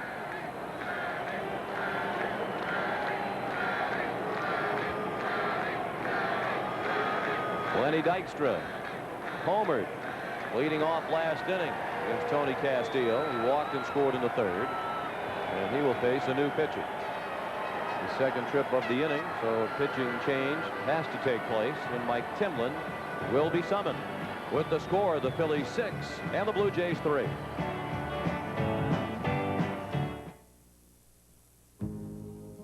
Yeah, this is nice. Like the seats. Lots of room, that's good. Whoa, lots of room back there, too. Right, smooth. Real smooth. Ah, they must have fixed this road. Chevy, the most dependable, longest-lasting trucks on the road. Even when it's just barely a road at all. Look, a rainbow! Over there! Oh, there! Don't you see it? I can, through my Panasonic Palm Quarter color viewfinder. Where? I hardly noticed it through my black and white viewfinder, but I'm sure I got it on tape. Great, let's go see. Do your camcorder tapes playing a VHS recorder? No. Oh, well, my Palm Quarter tapes will. Oh. Why didn't you just get a Palm Quarter? I don't know. The choice is obvious. The Panasonic Palm Quarter. Its tapes will play in your VCR. This is the equivalent of 1 Canadian winter. Most antifreeze protects through 2 winters. But now, there's a formula that lasts an additional 3 winters, for a total of 5 years of protection. MotoMaster Formula 2000 Antifreeze, only at Canadian Tire. It offers 5 years of protection at a great Canadian Tire price. And might be the last antifreeze you ever buy for your car. MotoMaster, quality automotive products for a lot less.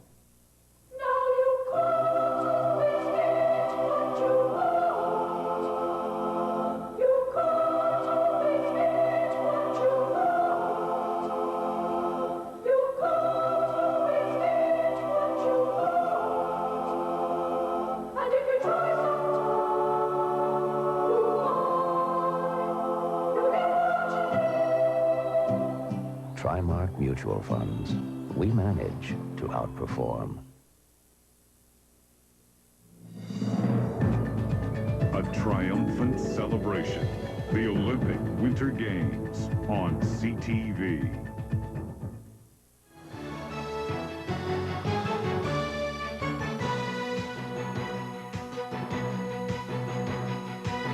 This copyrighted telecast is presented by authority of Major League Baseball and may not be reproduced or retransmitted in any form without the express written consent of Major League Baseball. Top of the 8th inning, Philadelphia has a 6-3 lead and runners at first and second with 1 out. Lenny Dykstra at the plate, and the new Toronto pitcher, the 4th Blue Jay hurler of the night, is Mike Timlin. His first pitch swung on and missed by Dykstra for strike 1. Dwayne Ward used to be the setup pitcher for Tom Hinkie, and that's what Cito Gaston has tried to groom Mike Timlin as, the setup man for Dwayne Ward. Timlin 4-2 in 54 appearances this year. Great natural movement on his fastball. Base hit right field. Thompson will be stopped at third by Boa. And the bases are loaded for Philadelphia. Lenny Dykstra has his second hit of the night, and he's on base for the 3rd time. Looked like Timlin got the sinker up. Most high sinkers catchers don't catch. That ball, a BB to right field, so Dykstra now 2 for 4 with 2 consecutive hits, including a home run. Cito Gaston sending Mike Timlin down to Dunedin in August to work with Bill Momboquette, who is the pitching coach down there, and trying to impress upon him, just try to find the middle of the plate. Your natural action on your fastball will take care of the rest. Don't try and be too fine.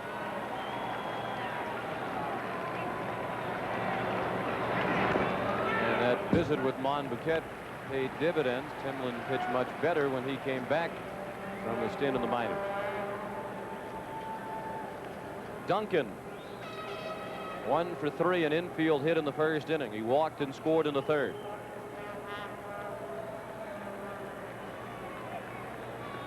Phillies at one time led by 5 at 5-0. They have a chance to break it open again, leading 6-3 with the bases loaded and 1 out. Duncan chased the bad ball, 0-2. The runner at third is Milt Thompson. He's running for Pete Incaviglia, who started the inning with a single. Evan Stocker is at second. He walked. Moved to second on the single by Lenny Dykstra, who stands at first. The 0-2 from Timlin. 1 ball and 2 strikes.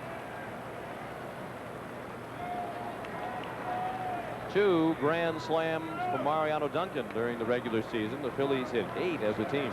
One of those grand slams in the clincher versus Pittsburgh.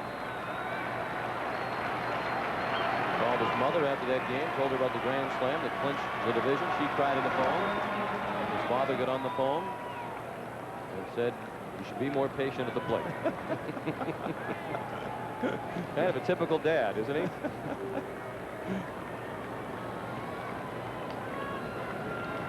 One and 2 the count.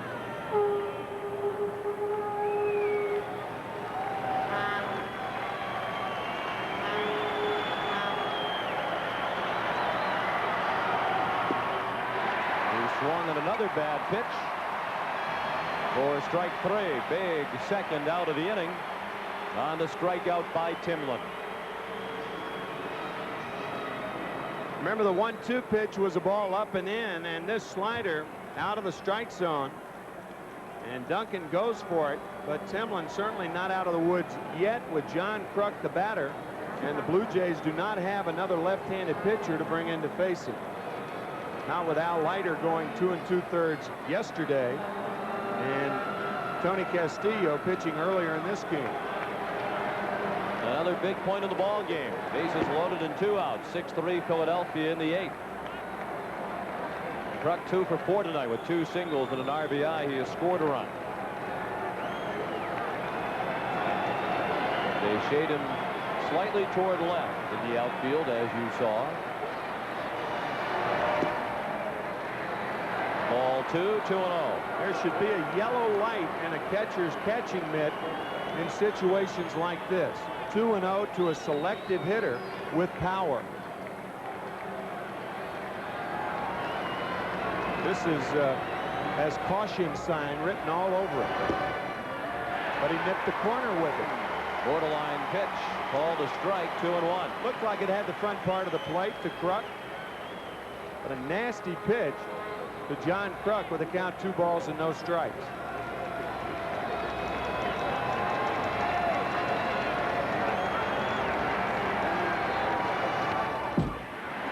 2 balls and 2 strikes.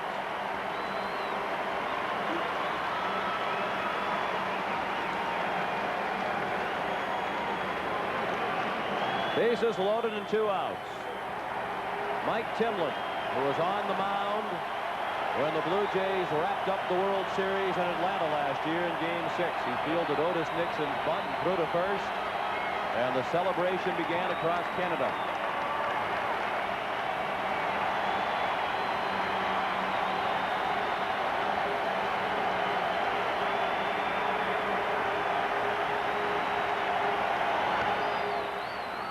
Alomar throws him out, and the Phillies leave the bases loaded in the 8th.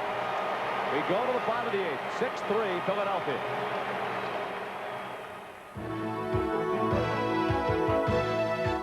Now, with a Coca-Cola Sports Break, here's Rod Black. Blue Jay bats in just a moment, but let's quickly catch up on the rest of the sports world today. Husband won the Rothmans International at Woodbine today.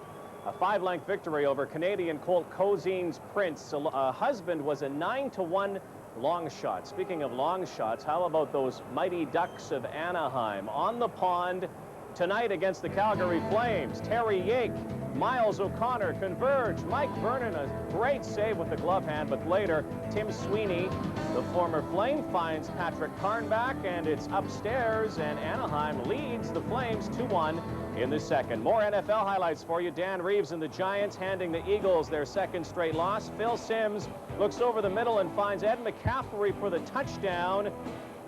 The Giants then keep rolling. Lewis Tillman goes 10 for 6. Giants win 21-10, 5-1 now on top of the NFC East. The Eagles fall to 4-2. Jimmy Johnson and the Cowboys against the Niners. Troy Aikman over to Michael Irvin. 36-yard score, a rematch of last year's NFC Championship. And isn't it funny how the Cowboys have won every game since Emmitt Smith has returned to the lineup? 4 straight wins for the Cowboys, 26-17 today. Kansas City now 5-1, still leading the AFC West. Joe Montana's Chiefs beat the Chargers by 3.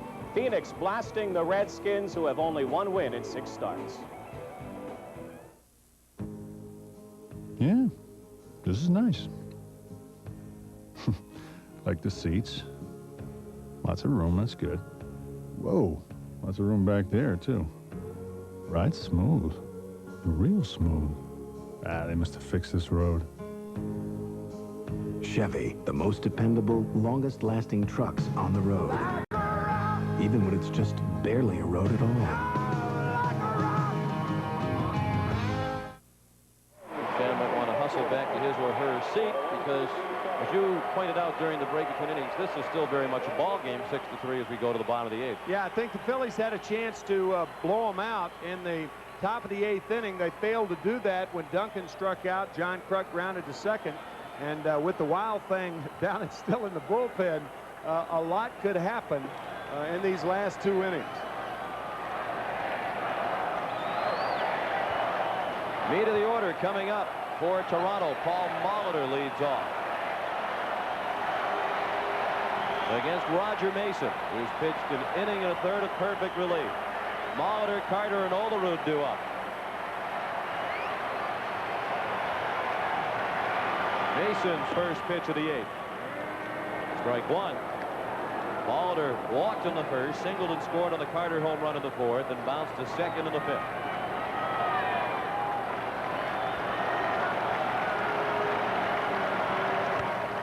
Well hit, fair ball down the left field line.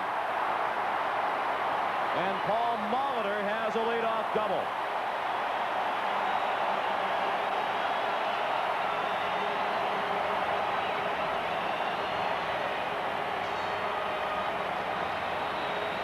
Second hit of the ball game for Molitor.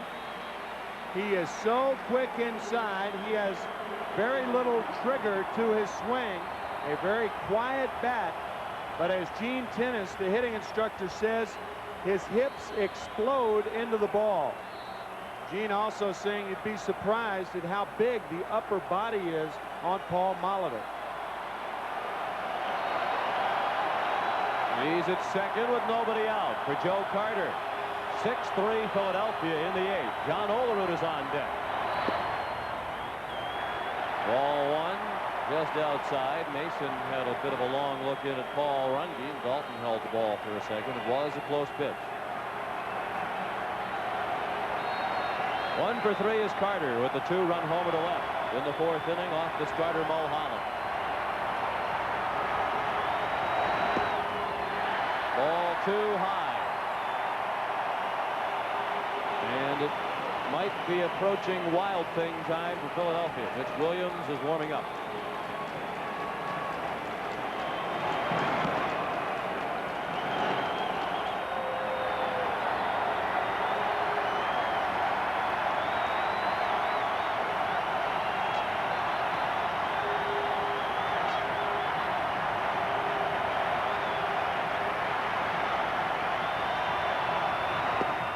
Carter appeared to be taking all the way. It's 2-1. Tim, this will likely be a recurring theme throughout this series because a weakness of each of these two teams is that middle relief.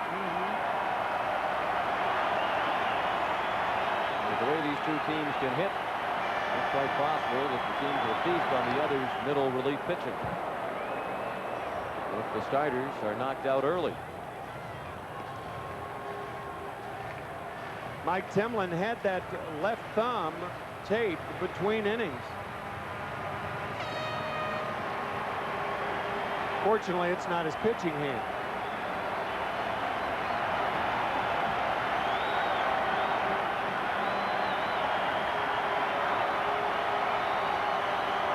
The 2-2 pitch, strike 3. Mason put the pitch exactly where he wanted to for the first out of the inning. Joe Carter thought it was outside, and it appeared to be outside. Sometimes you complain about a pitch, however, and you get the next one.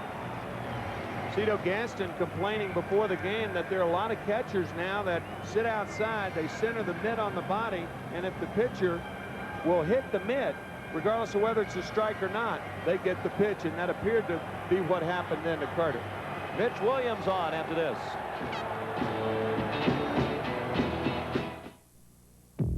This is a Sony Trinitron commercial.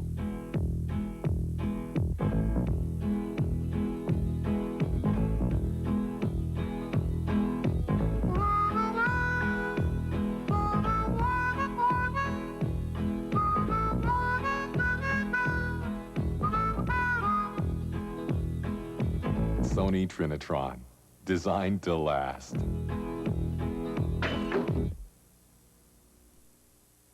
Around here, you never know what you'll be doing next. Hauling hay out to the zebras, pulling somebody out of the mud. You know, I think I've shoveled more species of manure than anyone in the country. But the Mazda trucks are dependable. That's the big reason. And strong. The all-new Mazda B4000 pickup, now with the strength of 4-liter V6 power.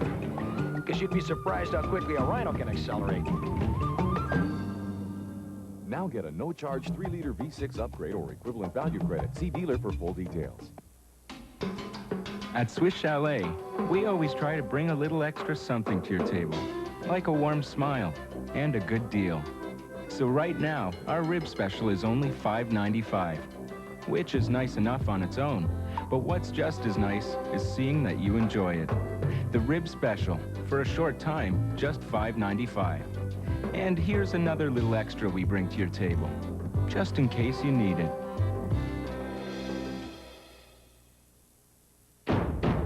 Discover the SO Tiger. Spirit of service. We will move you. We will move you. Oh, yes, we will. We will move you.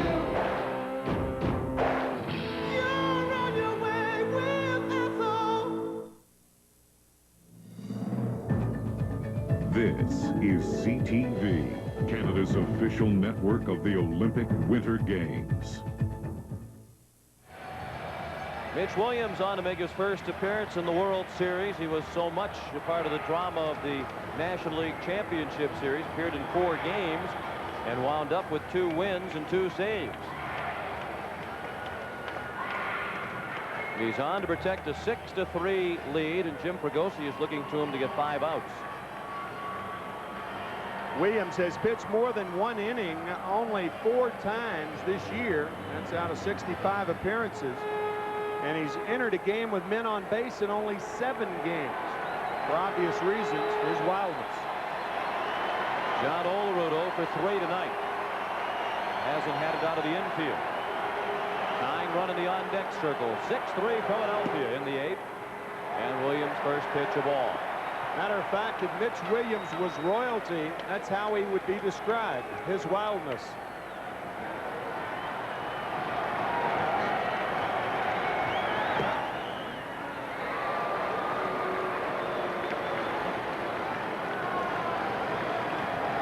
Jim Fregosi, during the NLCS, received 1,000 packets of Alka-Seltzer and a case of Maalox from fans who were watching Mitch Williams. They let Molitor go to third without paying any attention to him. 1 more chances now for the Blue Jays to get him in. That's right. If it were the 9th inning, it wouldn't matter that much. But since it's the 8th, if they tack on 1 more, it makes it easier in the 9th. Popped up. It will be close. And it's into the front row behind the Blue Jay dugout there. And Dalton went down a step into the Toronto dugout.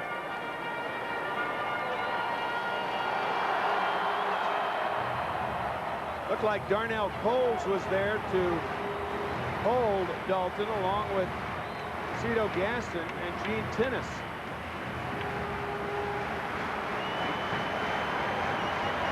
Two and 2 on Olerud.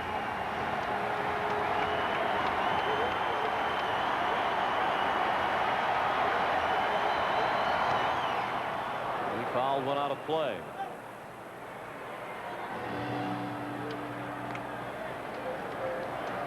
Roger Mason pitched an inning and 2/3. He allowed only 1 hit. That was the double by Molitor leading off this inning. Mason struck out 2 without issuing a walk. Terry Mulholland is the pitcher of record.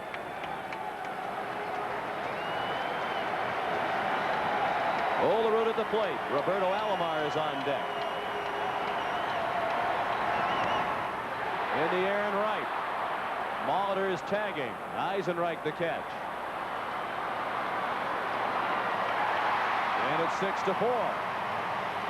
So taking the base pays off for Molitor as he's in on the sacrifice fly by John Olerud. Jim Fregosi will certainly keep that in mind if a runner gets on in the 9th inning. But Williams, and it wasn't Mitch's fault as much as it was the middle infielders, both Kevin Stocker, Mariano Duncan, paying no attention to Molitor, and he took advantage of it, stealing third uncontested. That run is charged to Roger Mason, so that's the first time he has been scored on in 9 career postseason appearances. 2 outs and the base is now empty. They did credit Molitor with a stolen base of third, even though the defense was indifferent toward his advancement. I think instead of indifferent, they were just careless. Williams, Stocker, and Duncan. Alomar 1 for 3. He singled and scored on the Fernandez double in the 6th.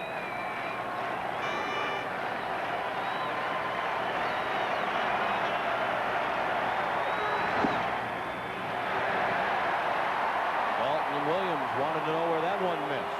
3-0 on Alomar. Well, when you have a reputation like Mitch Williams does, you're not going to get the close pitches. You're a Dave Stewart who can hit the corner. You'll get those pitches, but not Mitch. Strike. 3-1.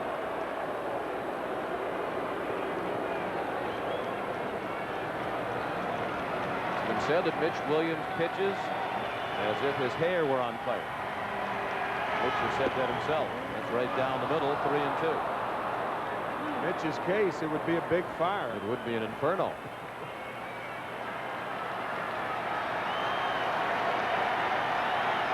Now the payoff pitch, way outside. That'll bring the tying run to the plate.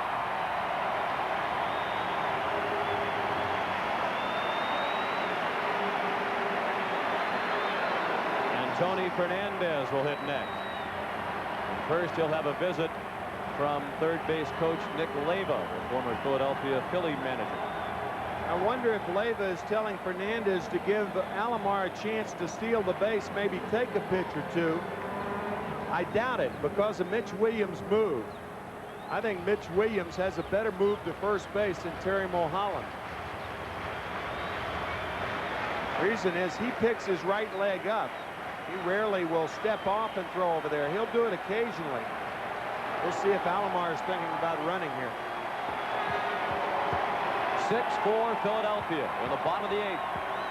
Alomar at first with 2 outs. First pitch to Fernandez, a ball inside.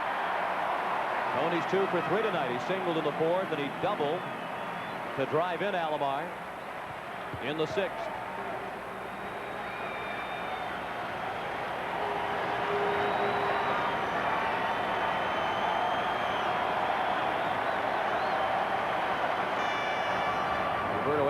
Told us a couple of days ago that he has different keys to judging a pitcher's move. It depends on the pitcher. Sometimes it might be the hand, sometimes it's the leg, sometimes it might be the shoulder. The leg, as you noted, wouldn't give him much of a clue as he looks at Mitch Williams.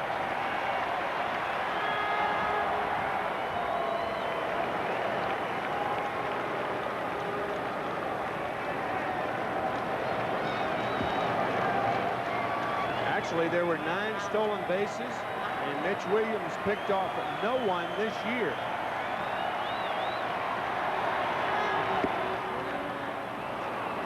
One and one on Fernandez. Hollins is guarding the line at third with Tony up there. Last time Mitch Williams pitched in Canada was on the 19th of September against Montreal. He lost that ball game and was booed soundly when he got back to Philadelphia. As a matter of fact, they played at Veterans Stadium the next night, and he wore Larry Anderson's shirt out to the bullpen that night. He thought he'd trick the people. Well, he didn't. They knew him. They knew Larry couldn't grow that much hair that fast.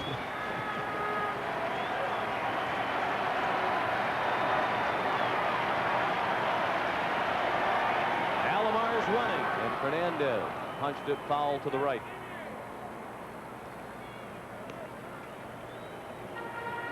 Six runs, 11 hits for Philadelphia. 4 runs at 8 hits for Toronto. Neither team has made an error. Jim Fregosi says Mitch Williams doesn't have ulcers, but he is a carrier.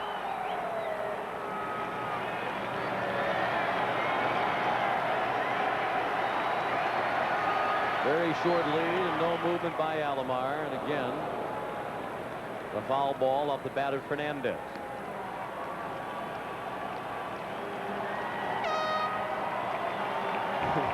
Fregosi saying Mitch doesn't give ulcers. Or doesn't have them, he gives them.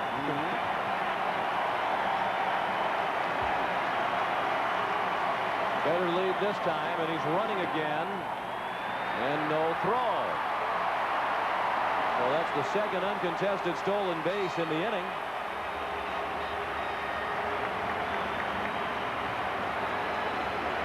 And evidently, Alomar sees something in the move. It's probably the right leg going behind the left leg.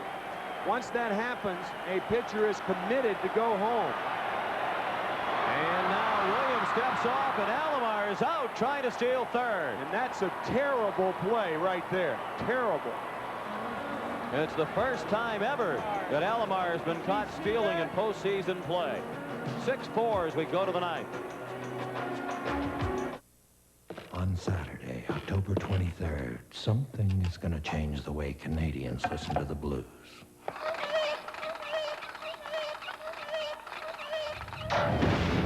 It's the Labatt Blue True Blues Festival. See James Cotton, Southside Johnny, and many more in the festival tent on Queen Street West. Then Robert Cray and Albert Collins perform live at Massey Hall. It'll knock your socks off.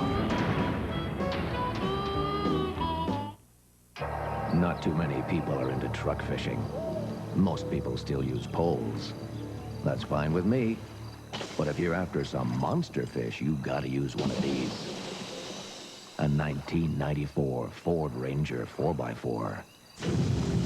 Complete with push-button four-wheel drive. A nice wide stance and a whopping 4-liter V6. So sink your boat, go truck fishing. Get a Ford Ranger 4x4 and get serious. Prime Minister Kim Campbell's job plan. Most new jobs come from the small business sector, and our plan will encourage more. We will help the sector grow by making financing more accessible, providing better tax incentives for venture capital investment, reducing small business administrative costs by cutting red tape. And we'll help our young people start new businesses by providing support, training, and access to startup loans. Subway's steak and cheese sub is not only delicious, it's easy to eat anywhere. To prove that fact, I'm going to eat my dinner here at the rodeo. No one's ridden rocket launcher for more than 8 seconds, so I'll have to eat fast, but you'll want to take your time to really savor tender steak and cheese on our fresh baked bread. One bite and you'll agree. Subway makes great steak! Now when you buy one steak and cheese sub with a medium soft drink, you can get a regular 6-inch sub for just 99 cents at Subway. Well, at least I get a meal on this flight. Watch the world's biggest event on CTV this winter, the Olympic Games. You can rename Mitch Williams, change his name from Wild Thing to Smart Thing. Under no circumstances can Roberto Alomar make this play. With 2 out, making the 3rd out at third base, being 2 runs down, and he is just not the player that you would expect to make a play like that. That was a terrible play on the part of Alomar.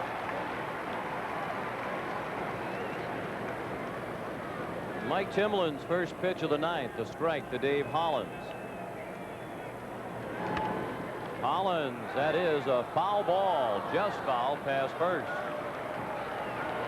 You might be thinking at home, well, why not? Molitor went to third, but there was 1 out when Molitor went to third, and he showed how valuable that was when he scored on a sacrifice fly.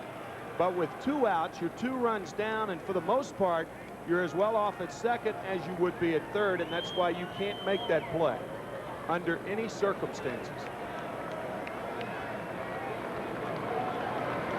0-2 on Hollins, who has 2 hits and a walk tonight. He's driven in a run and scored 1. And he strikes out, couldn't catch up with the fastball from Timlin. So Mitch Williams allows Alomar to steal second, but not third. Almost like he had a 6th sense that Alomar was thinking about third, and he wheeled and then threw to Hollins for the out.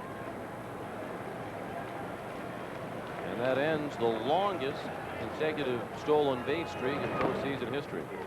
Alomar had swiped 16 without being caught in postseason play before that one.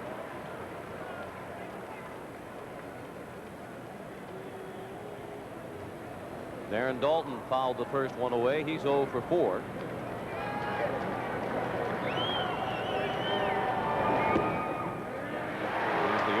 Philadelphia starter who has not reached base tonight.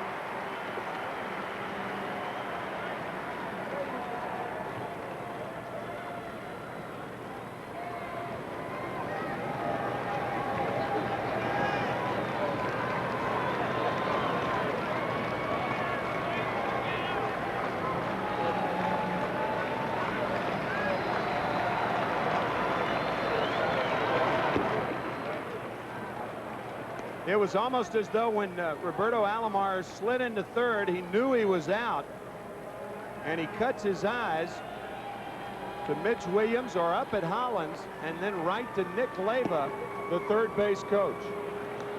But you could almost see him. He was like a kid with his hand in the cookie jar. You just do not see Roberto Alomar make that kind of mistake. The 2-2. Chopped slowly down to first. Olerud to Timlin, safe.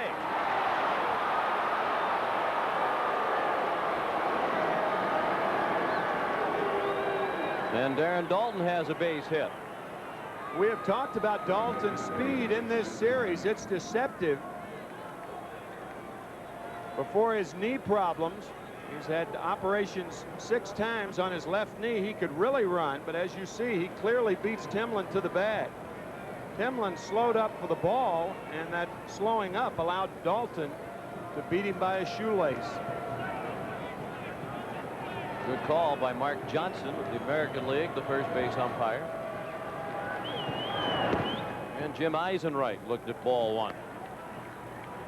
Eisenreich owns the biggest hit in the ball game, the 3-run homer that put the finishing touches on the 5-run Philadelphia third. Phillies have only scored once since then. That was in the 7th on the leadoff home run by Dykstra. Down to third, scooped up nicely by Sprague. Alomar turns it. Pretty double play, 5-4-3, and it ends the inning. We go to the bottom of the 9th. Fernandez, Sprague, and Borders do up at 6-4 Philadelphia. You didn't choose your face.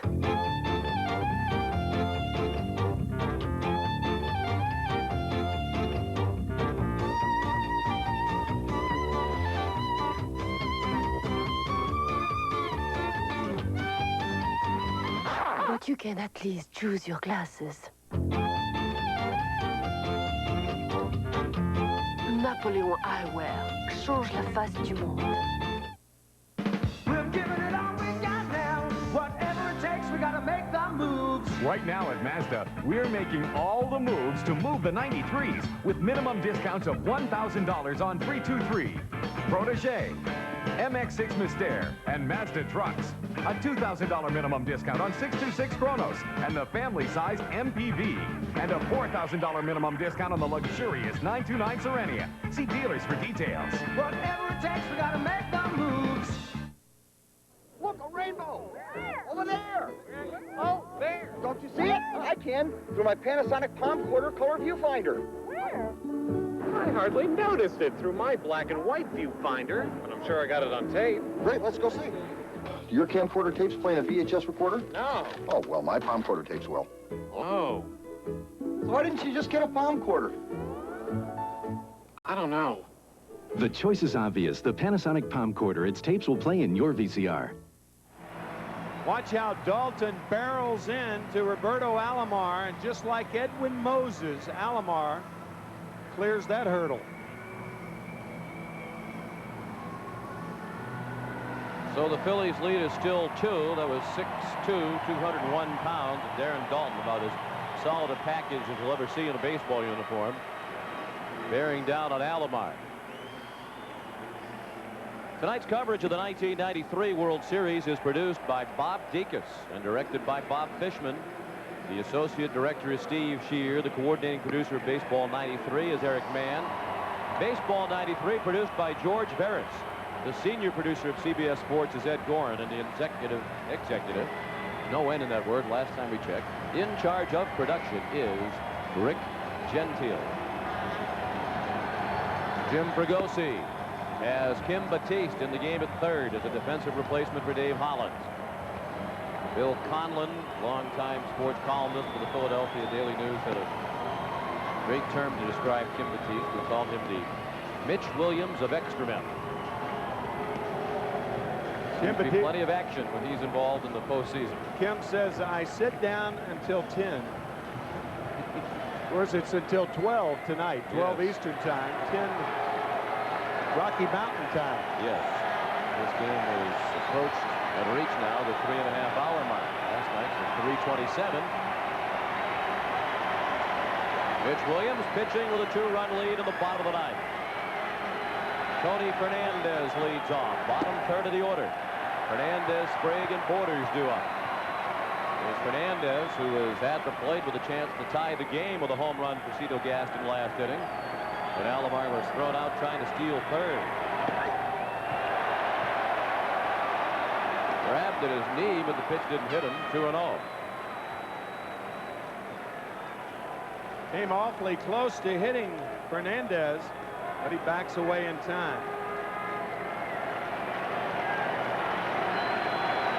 2-0. Ball 3.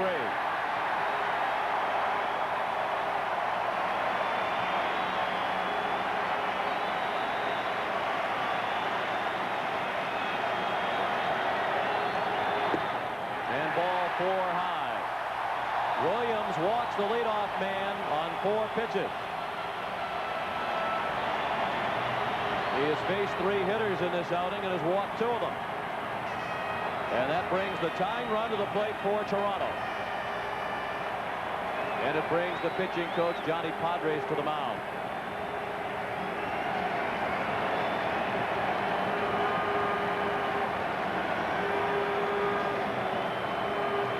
The Blue Jays have come back to win 3 postseason games that they trailed in after 8 innings.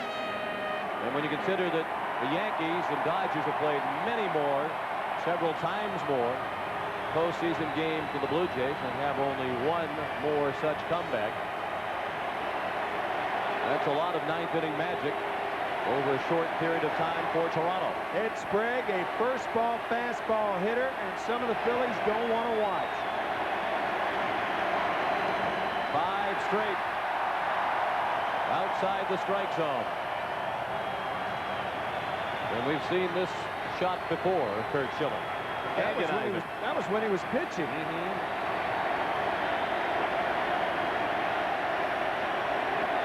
Tying run at the plate, 6-4 Philadelphia in the bottom of the 9th. And finally a strike over the inside slice. Sprague's over 3 tonight. Larry Anderson is warming up in the Phillies bullpen.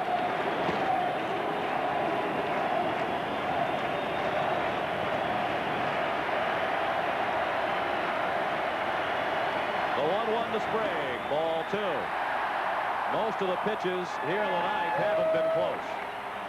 Fernandez being held on by Kruk.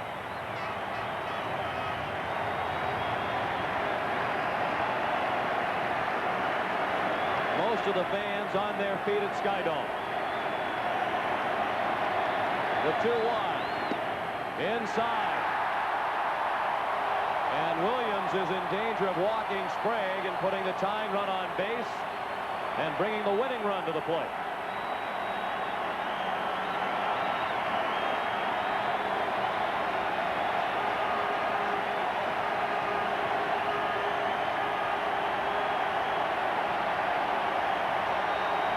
The 3-1 pitch. Strike at the knees.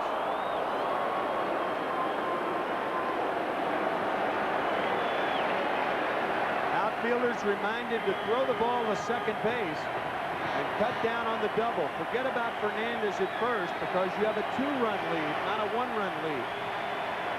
And as such, the outfielders are playing very deep. The payoff pitch down to third. Batiste to second for 1. Back to first, not in time. And Kim Batiste came very close to another postseason error. That was a low throw, and Duncan did a great job to catch it and get the out. He nearly turned it into 2. The first 2 ground balls he received, he bobbled. Or at least the first one he threw away, the second one he bobbled, and this one he throws away low. But Duncan comes up with a remarkable play in the dirt, on the bag, and throws to first from 1 knee. Watch the play Duncan makes. From 1 knee, tries to complete the double play. Alfredo Griffin has come on as a pinch runner for Ed Sprague. Tying run still on the plate. 1 out of the 9th. Pat Borders looked at a strike. Borders single to right in the 3rd.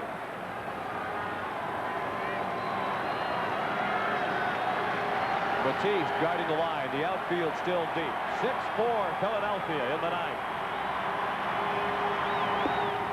A ball outside. Jim Fregosi has said several times, late inning defense is the most thankless job in baseball. You're expected to make all the plays, and if you don't, you're a goat.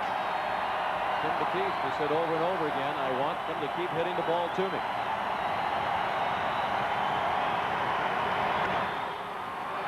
A double play ball. Duncan turns it.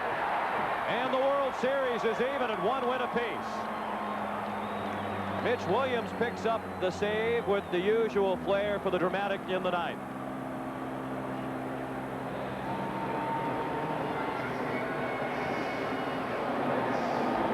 The final score, 6-4 Philadelphia. Will return to Skydome after this message and a word from your local station.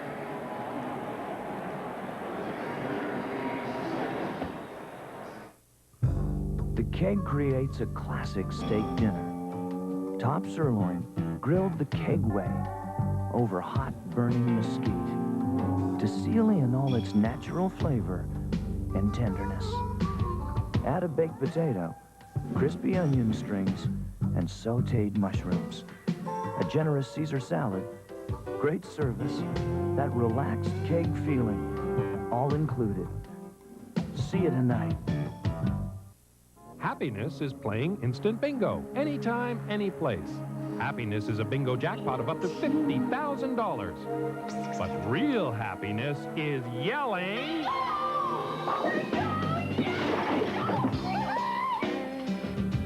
Bingo! Bingo! Bingo! Bingo! I won! Introducing Instant Bingo, the anytime, anyplace bingo game. Happiness is yelling bingo! Bingo!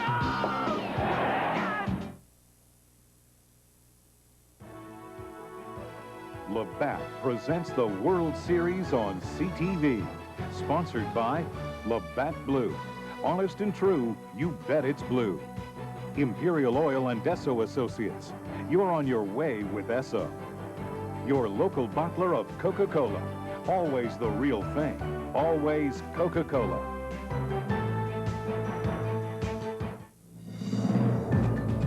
Join CTV as the world's youth assembles in Lillehammer for the Olympic Winter Games. The Phillies and Blue Jays head to Toronto with the World Series tied at 1 win apiece following tonight's 6-4 Philadelphia victory. The Chevrolet player of the game is Jim Eisenreich. He had the big 3-run homer that put the finishing touches on the 5-run Philadelphia third. Chevrolet will donate $1,000 in the name of Jim Eisenreich to the Special Olympics. Now let's head to the field where Jim Gray is standing by with another star of the night for Philadelphia, Lenny Dykstra. Jim? Okay, thank you very much, Sean. In the 6th inning, during the half inning when you were in the dugout, you swallowed a significant amount of chewing tobacco, and you got very nauseated. Then you came up in the 7th inning and hit a home run. So is that the magic formula? Well, I hope not. I hope I don't have to do that every time to hit a home run. But, you know, it was just a big win. I mean, Toronto is a great ball club. Their offense is everybody knows what kind of offense they got. They proved that last night. But this team over here in Philadelphia has all the heart and all the character you could ask for. So we're never out. Nobody can ever count us out of anything. We're going to battle you to the very end like we proved tonight. You got 3 coming up in Philadelphia. Do you plan to come back here to Toronto? Well, I hope not. I hope we can do it in front of our home fans. But Toronto is a great club. I mean, you take what you can get. But I'm looking forward to going home. I'm looking forward to playing in front of the fans in Philadelphia because they have supported us great all year. And I'm a happy human right now. Congratulations, Lenny. Thank you very much. Let's go back upstairs to Sean. The biggest surprise tonight, he didn't throw a dude in that sentence. 2 hits and a walk, 2 runs scored, an RBI tonight for Lenny Dykstra. Now for Tim McCarver, Pat O'Brien, and Jim Gray, Sean McDonough saying so long from Skydome. The final score, Philadelphia 6 and Toronto 4. You have been watching CBS Sports coverage of the 1993 World Series. Good night from Toronto.